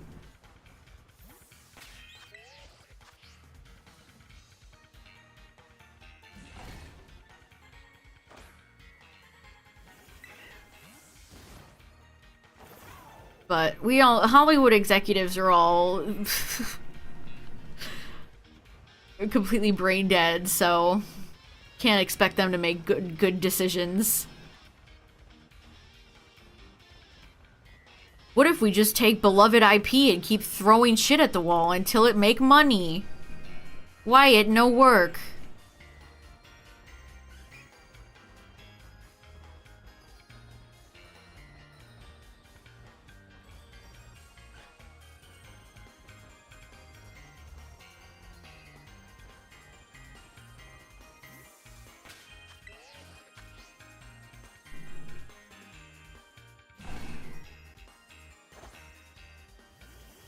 I heard the new X-Men cartoon is really good.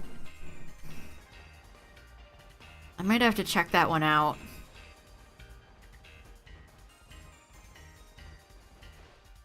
Speaking of cartoons. Oh yeah, you know what just came out tonight, chat? The Fallout show on Prime.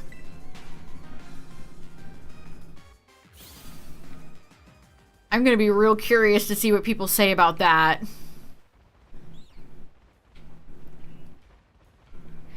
War never changes.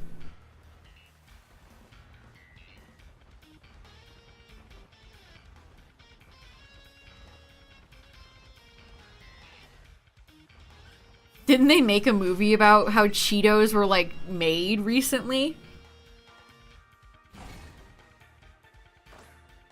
I don't know, I watched the one trailer they came out for it, and it didn't... I don't know. I think they were trying to go for, like, quirky character dialogue that's, like, not passing the check. But it kind of came off as, like, Joss Whedon dialogue, so I don't know.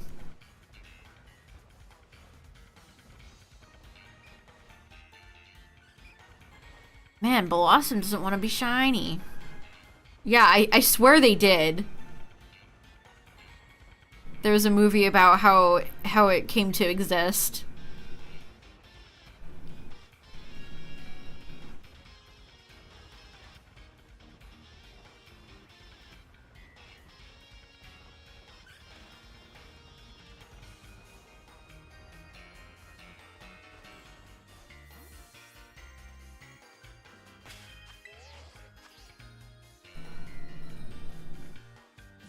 Roger Rabbit. I think Roger Rabbit getting like one like mention in the Chippendale movie is probably all it's ever gonna get. I feel like that's a product of its time, honestly. What even more could you say about that world, though? Like, the original actor's dead.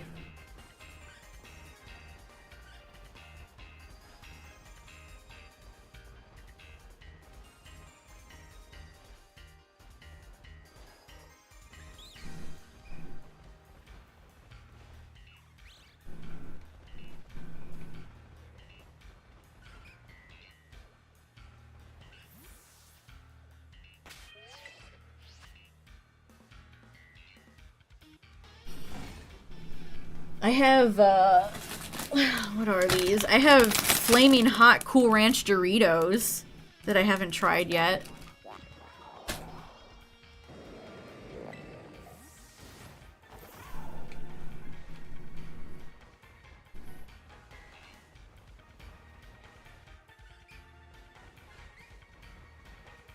Are they so good? I'm excited to try.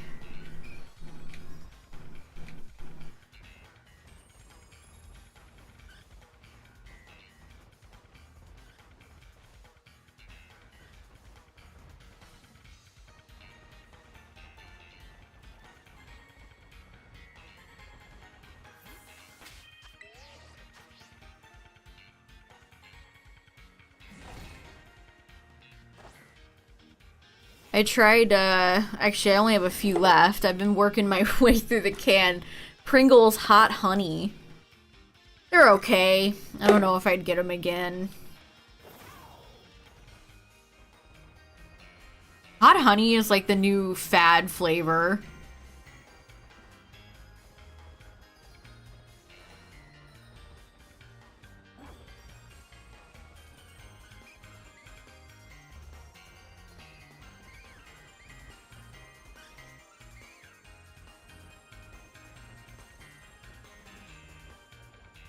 I also had Philly cheesesteak, but I don't know if that would be good as a Pringle. Beef flavored chip.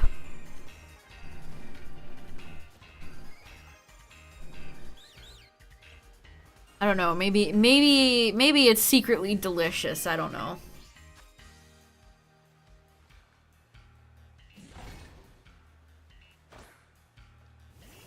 Maybe it's actually delicious.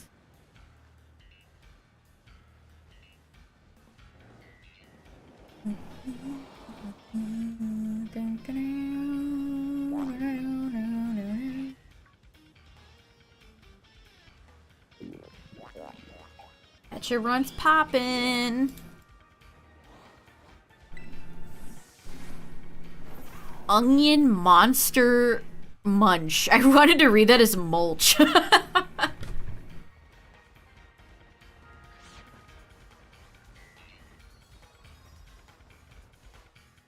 Ooh, homemade? Do you have like a ice cream maker, or did you like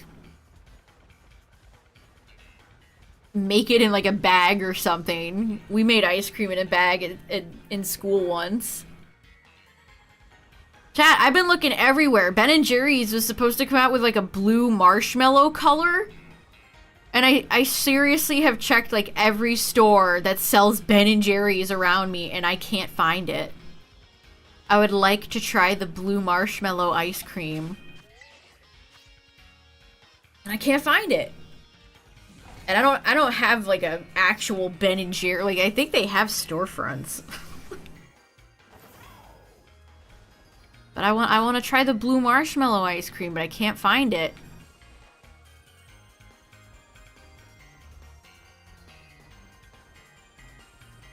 It makes me sad.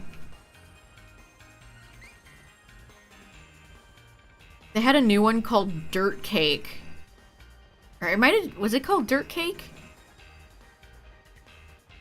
And it was okay. I don't know. It was like a 1-inch thick layer of like chocolate crumbles on top, so it was kind of a little too much.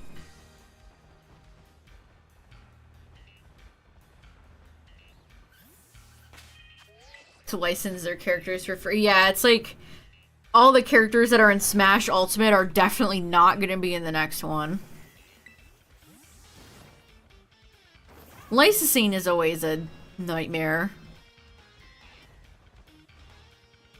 Oh, Tim Tams. I had a friend who went to Australia for one of her programs she was in. And she would tell me about Tim Tams. I've heard stories.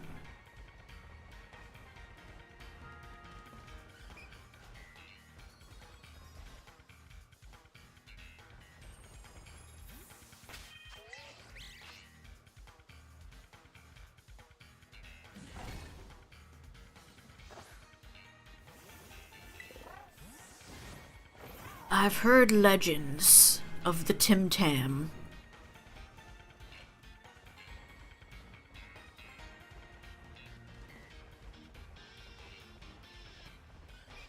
How have you tried them, Tyler? Is that like a British thing, too?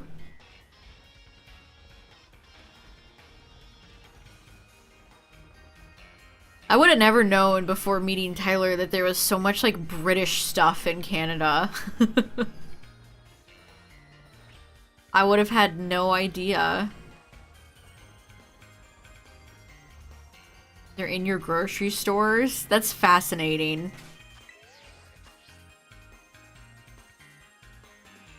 Forbidden baby.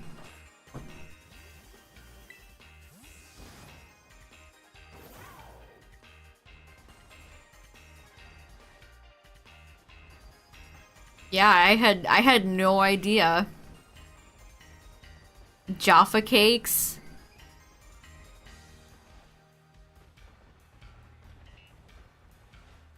I got a snack pack. Probably my ultimate favorite snacky snack are these the handy snacks, the Ritz crackers with the cheesy dip. These are so good. I have a whole pack of them. And I got some of the Oreo ones too. Oh, so good. Ritz makes the best crackers.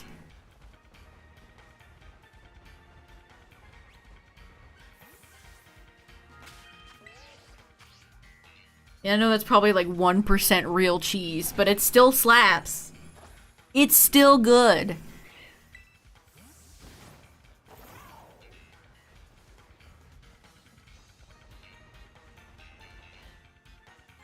Man, all I'm getting are deerling spawning. This is not the greatest Blossom outbreak of all time. It's gotta be said. Ches. Crackers and Ches.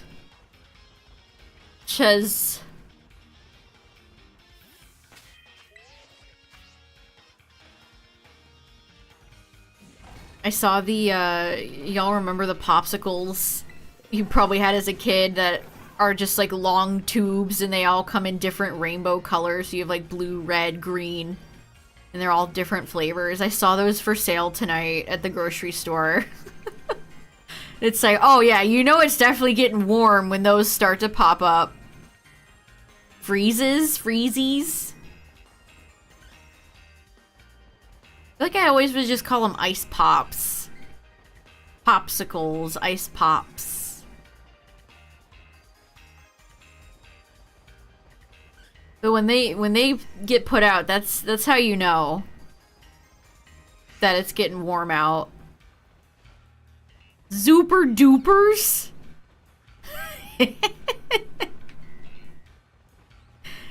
Super duper.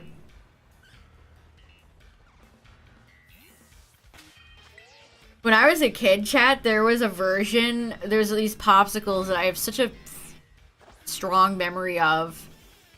It was Timon and Pumbaa, and they were like push pops that had bugs, you know, quote candy bugs, not real bugs. That had like candy bugs in them.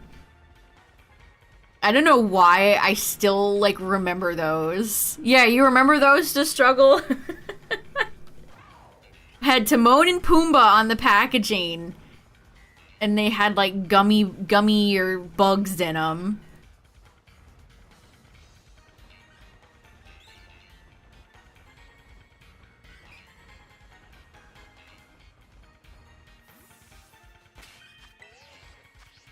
Always liked the 4th of July, like red, white, and blue firecracker popsicles too. Those were always good.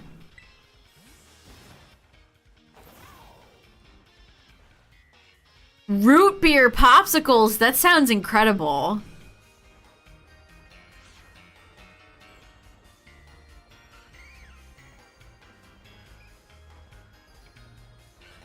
Root beer popsicle sounds like it would go so hard.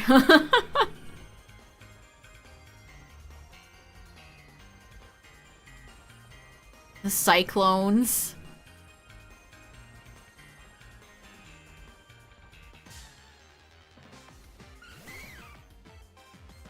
Gummy eye ice cream bars. They were a bit fizzy. Oh, that sounds delicious. I've had root beer flavored Italian ice. Italian ice is so good.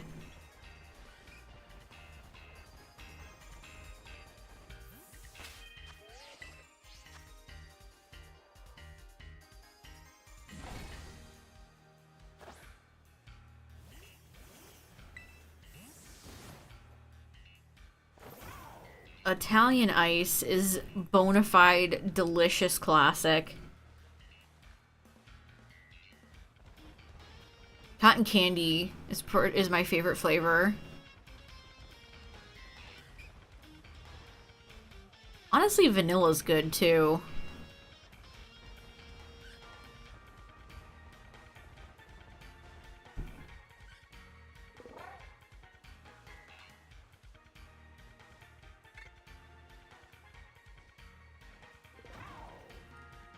It gave me item not available at this location.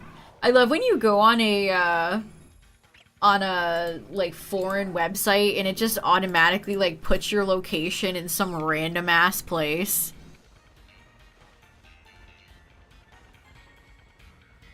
So Italian ice is basically like a Slurpee or a Frost, you know, like slush, except super, super fine ice.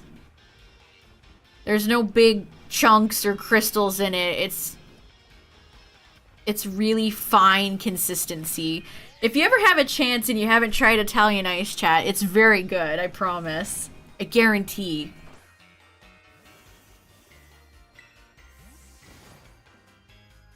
I can't go to the real Canadian superstore. They won't let me in.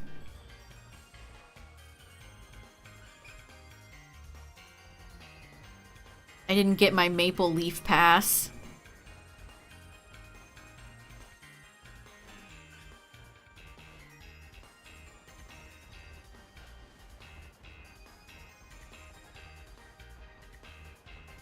Canadian Costco. You guys probably have Costco, right? Costco is in like a lot of Asian countries, and I believe Costco is all over the world.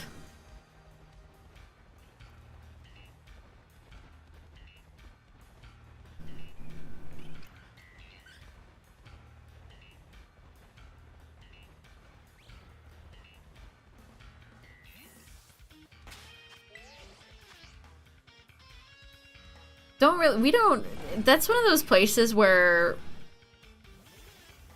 like, I don't know how smaller families, like, why smaller families go there unless you have, like, a massive freezer or something. The portions are humongous.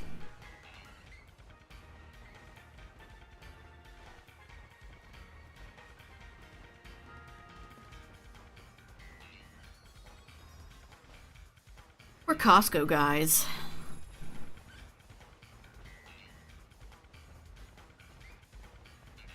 Nobody ever talks about, like, the other ones, like Sam's Club or BJ's. How do people have freezer space for that kind of stuff? Legit question.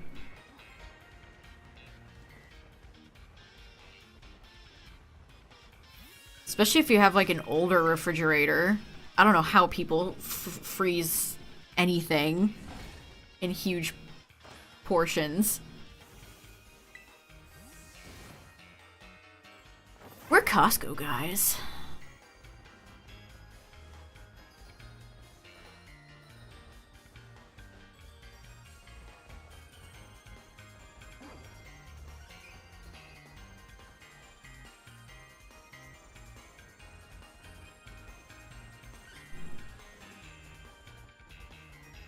A deep freezer, yeah. Or you have it in the garage.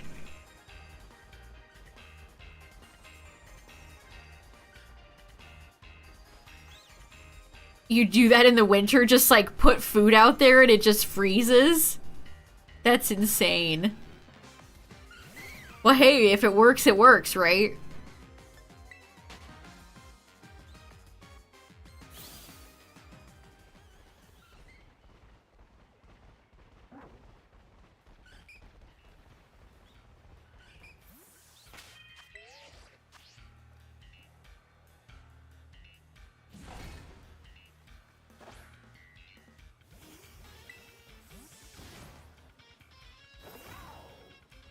Our pop. Pop, you say? Have you ever heard somebody call sprinkles jimmies, chat? Because I never have. I feel like people make that up. I've heard people say pop. I've never heard jimmies.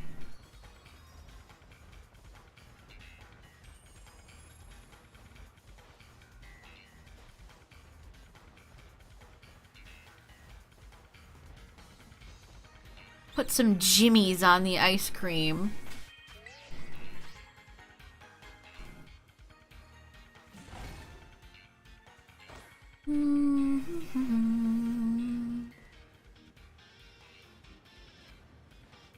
Jimmies on the Barbie.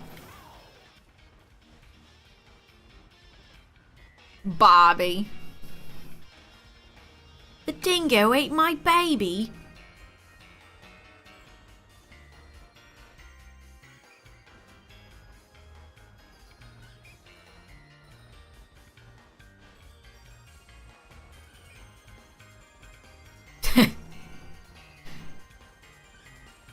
I haven't heard that in so you rustling your jimmies, man. I haven't heard that in a while.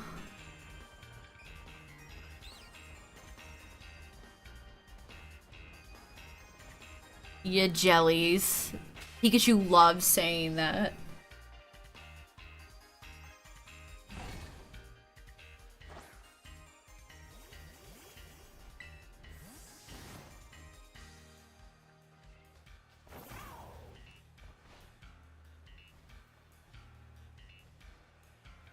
Oh, the ice cream truck popsicles, like with the bubblegum eyes. Yeah, they always had like Bubbles from Powerpuff Girls, Sonic. I think I would always get Sonic.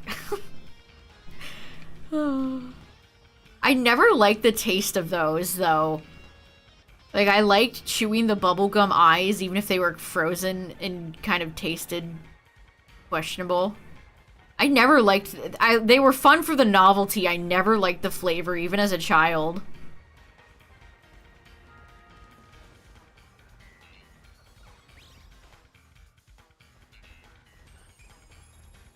The dingo eating a baby story was real.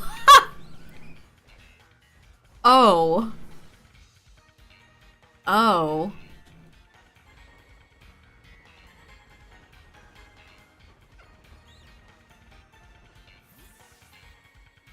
I think I heard that originally from like Yu-Gi-Oh! Abridged. I don't even know where I first heard that phrase. Yeah, those popsicles taste like ass. I'm gonna say it. Yeah, there's a Tweety Bird one. Oh man. I heard the jingle of like an ice cream truck the other day. It's like, oh yeah, they still exist.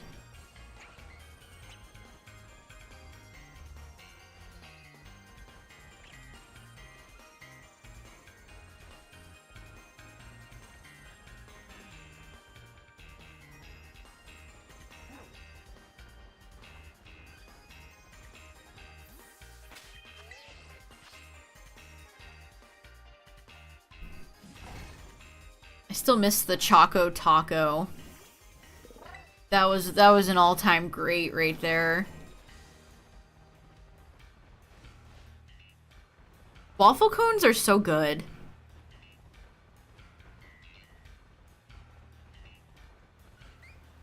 And I still think this even after I've made many myself.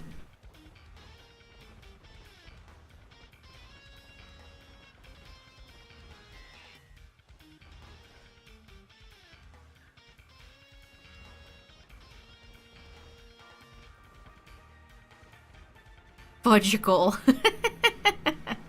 Fudgies are something you eat when you're sick. I always think of if you always get fudgies if you have like a sore throat.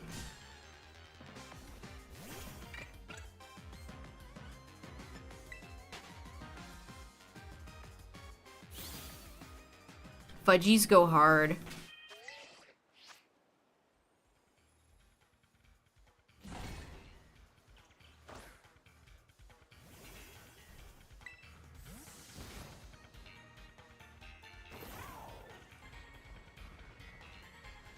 I got a little tub of Blue Bunny. Blue Bunny makes such good ice cream. It's mint and like chocolate swirled together. I'm excited to try it.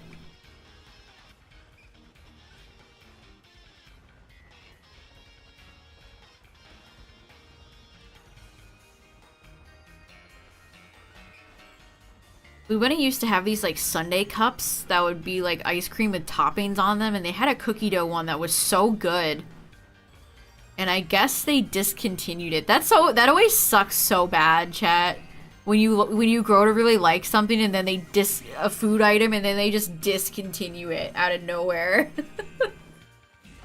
That always feels so bad.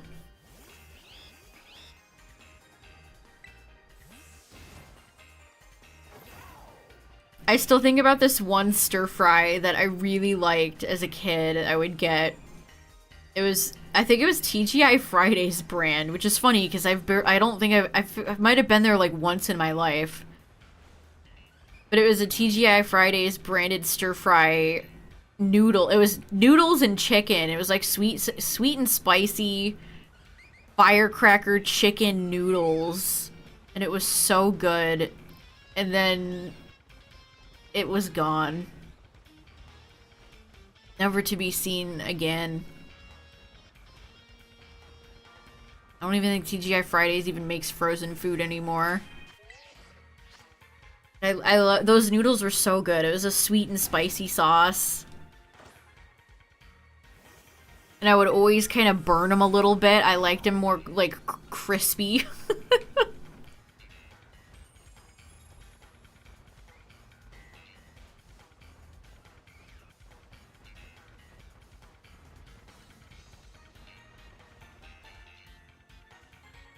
I miss them every day.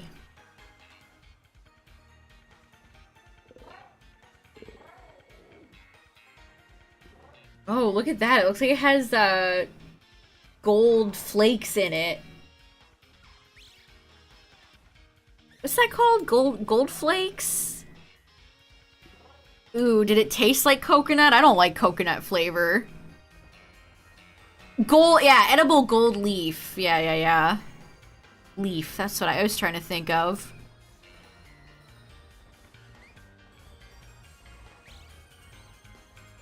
Coconut tastes like suntan lotion to me. I've never been able to stomach coconut flavor. I don't like the texture of it either when it's like grated.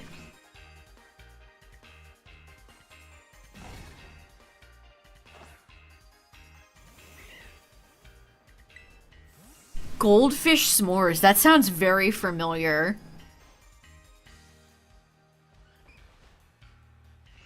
Commercial for lawyers. Yeah, it's like edible glitter.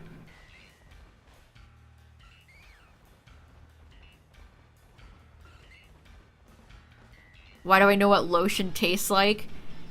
It's the smell of suntan lotion. Suntan lotion smells like coconut. It's not the taste, it's the smell. The smell is too similar to like suntan lotion. Suntan lotion reeks. It never smells good.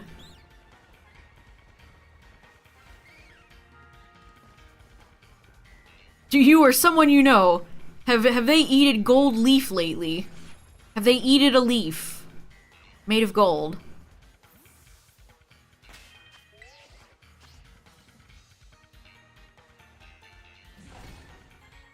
I have this one lotion that oh god. I bought it again after years of not using it, and now I remember why I didn't use it, because it feels like putting Elmer's glue on your skin. It's absolutely rancid. And suntan lotion is very much the same. But it's like either you put suntan lotion on or your skin goes up in flames.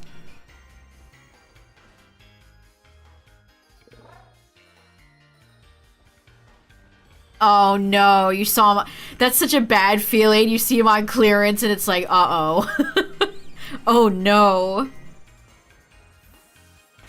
I can give you another one, chat. You know Little Debbie, it's like a little girl on the packaging, and they're Swiss rolls, which my family's always called them ho-hos. Ho-hos. It's just a Swiss roll. When I was a kid, they used to have a version that had caramel in the Swiss roll, and they were so good. And we used to only be able to find them at one particular grocery store when I was a kid. And I've never been able to find them ever since. That they were so... I mean, Swiss roll... The Little Debbie Swiss rolls, ho-hos, are good in general. They're great to this day. But that caramel flavor was so good. Yeah, you know what I'm talking about? They were delicious. They were delicious. All the Little Debbie snacks are really good. I've always liked them more than like Twinkies or Hostess or whatever. Like, other companies make Swiss rolls, but no one has better Swiss rolls than Little Debbie. I am loyal to Miss Deborah. I trust Deborah.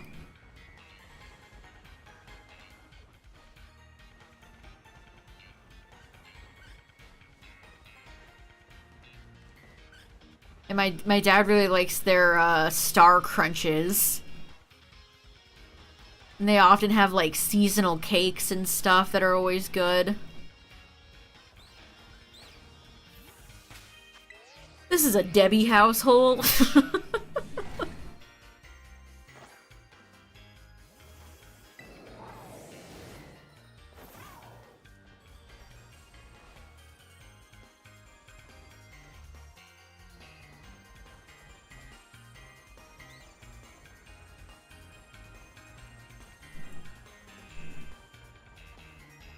Now I want a Swiss roll. What have I done? Ooh, you know another one that I missed, chat? Y'all remember the berry flavored Sprite from like the 2000s? I have like a specific super core nostalgic memory of drinking the berry flavored Sprite.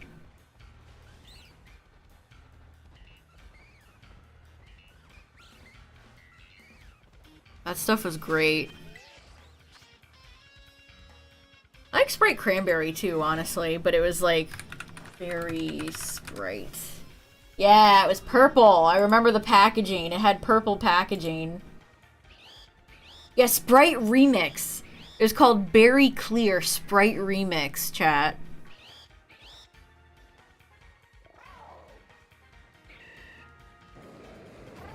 Damn, that packaging brings me back.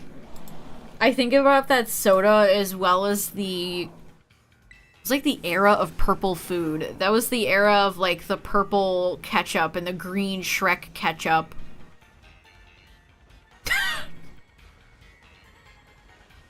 Oh man, have your ketchup with a boatload of added food coloring. I saw a picture of what like Twix cereal... Why do I keep saying Twix? Like the candy bar. Trix. Tricks are for kids.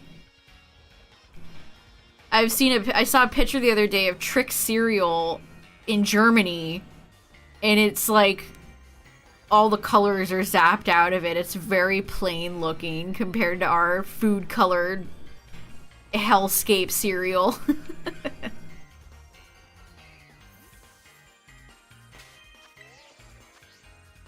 Shrek up.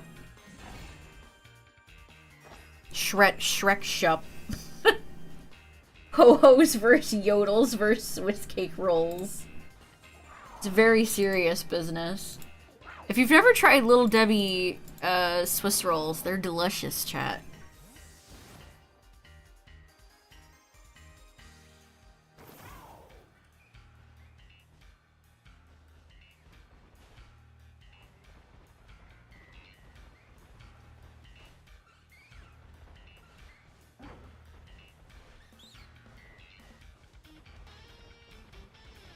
It's always scary when something you like goes on like clearance and you're like, oh no, are they getting rid of it?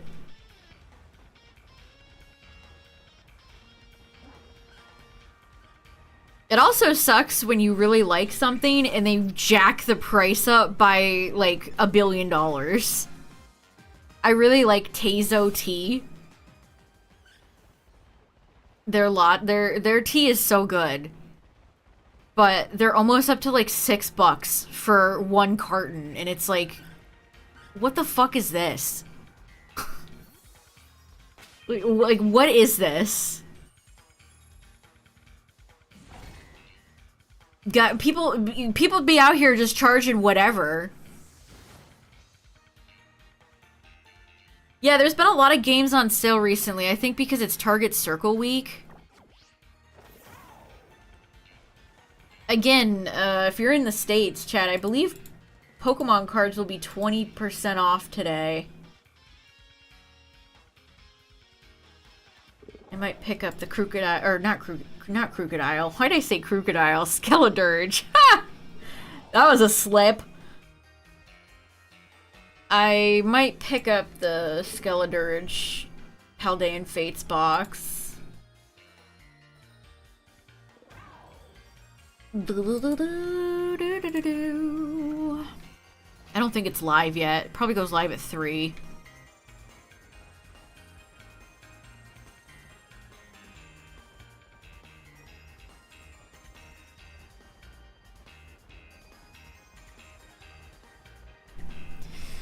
Well, chat, I think I'm sick and tired of looking for Blossom, but it wasn't all bad. Actually, let me go heal first.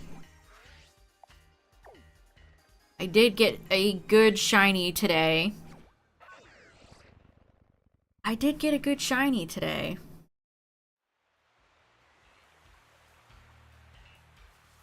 Where the hell did I go? That's not where I wanted to go. Slightly fruitful, yes, that's a it's a good way to describe it. Little tiny bit of shiny luck, you know, a little bit, just a baby bit. I love this person always being like, congratulations. Thanks. Look at my Dream Ball Petra run. That goes so hard.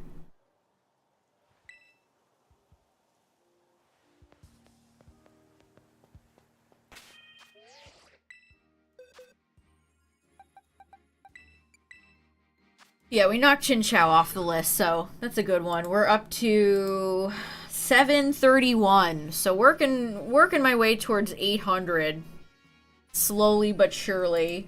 So, but yeah, thanks for hanging out tonight, everybody. I appreciate it. Thanks for the Risa, the raid, all the follows. Check out the Discord, blah blah blah. Check out the YouTubes. I don't know what I'll be streaming tomorrow. Maybe I'll do more Outbreaks. We'll probably do the Looker episode this weekend and then Dynamax on Sunday. So, maybe more Outbreaks tomorrow. But yeah, thanks for chilling tonight, everybody. I appreciate it. Have a good night, and I'll see you guys later. Bye.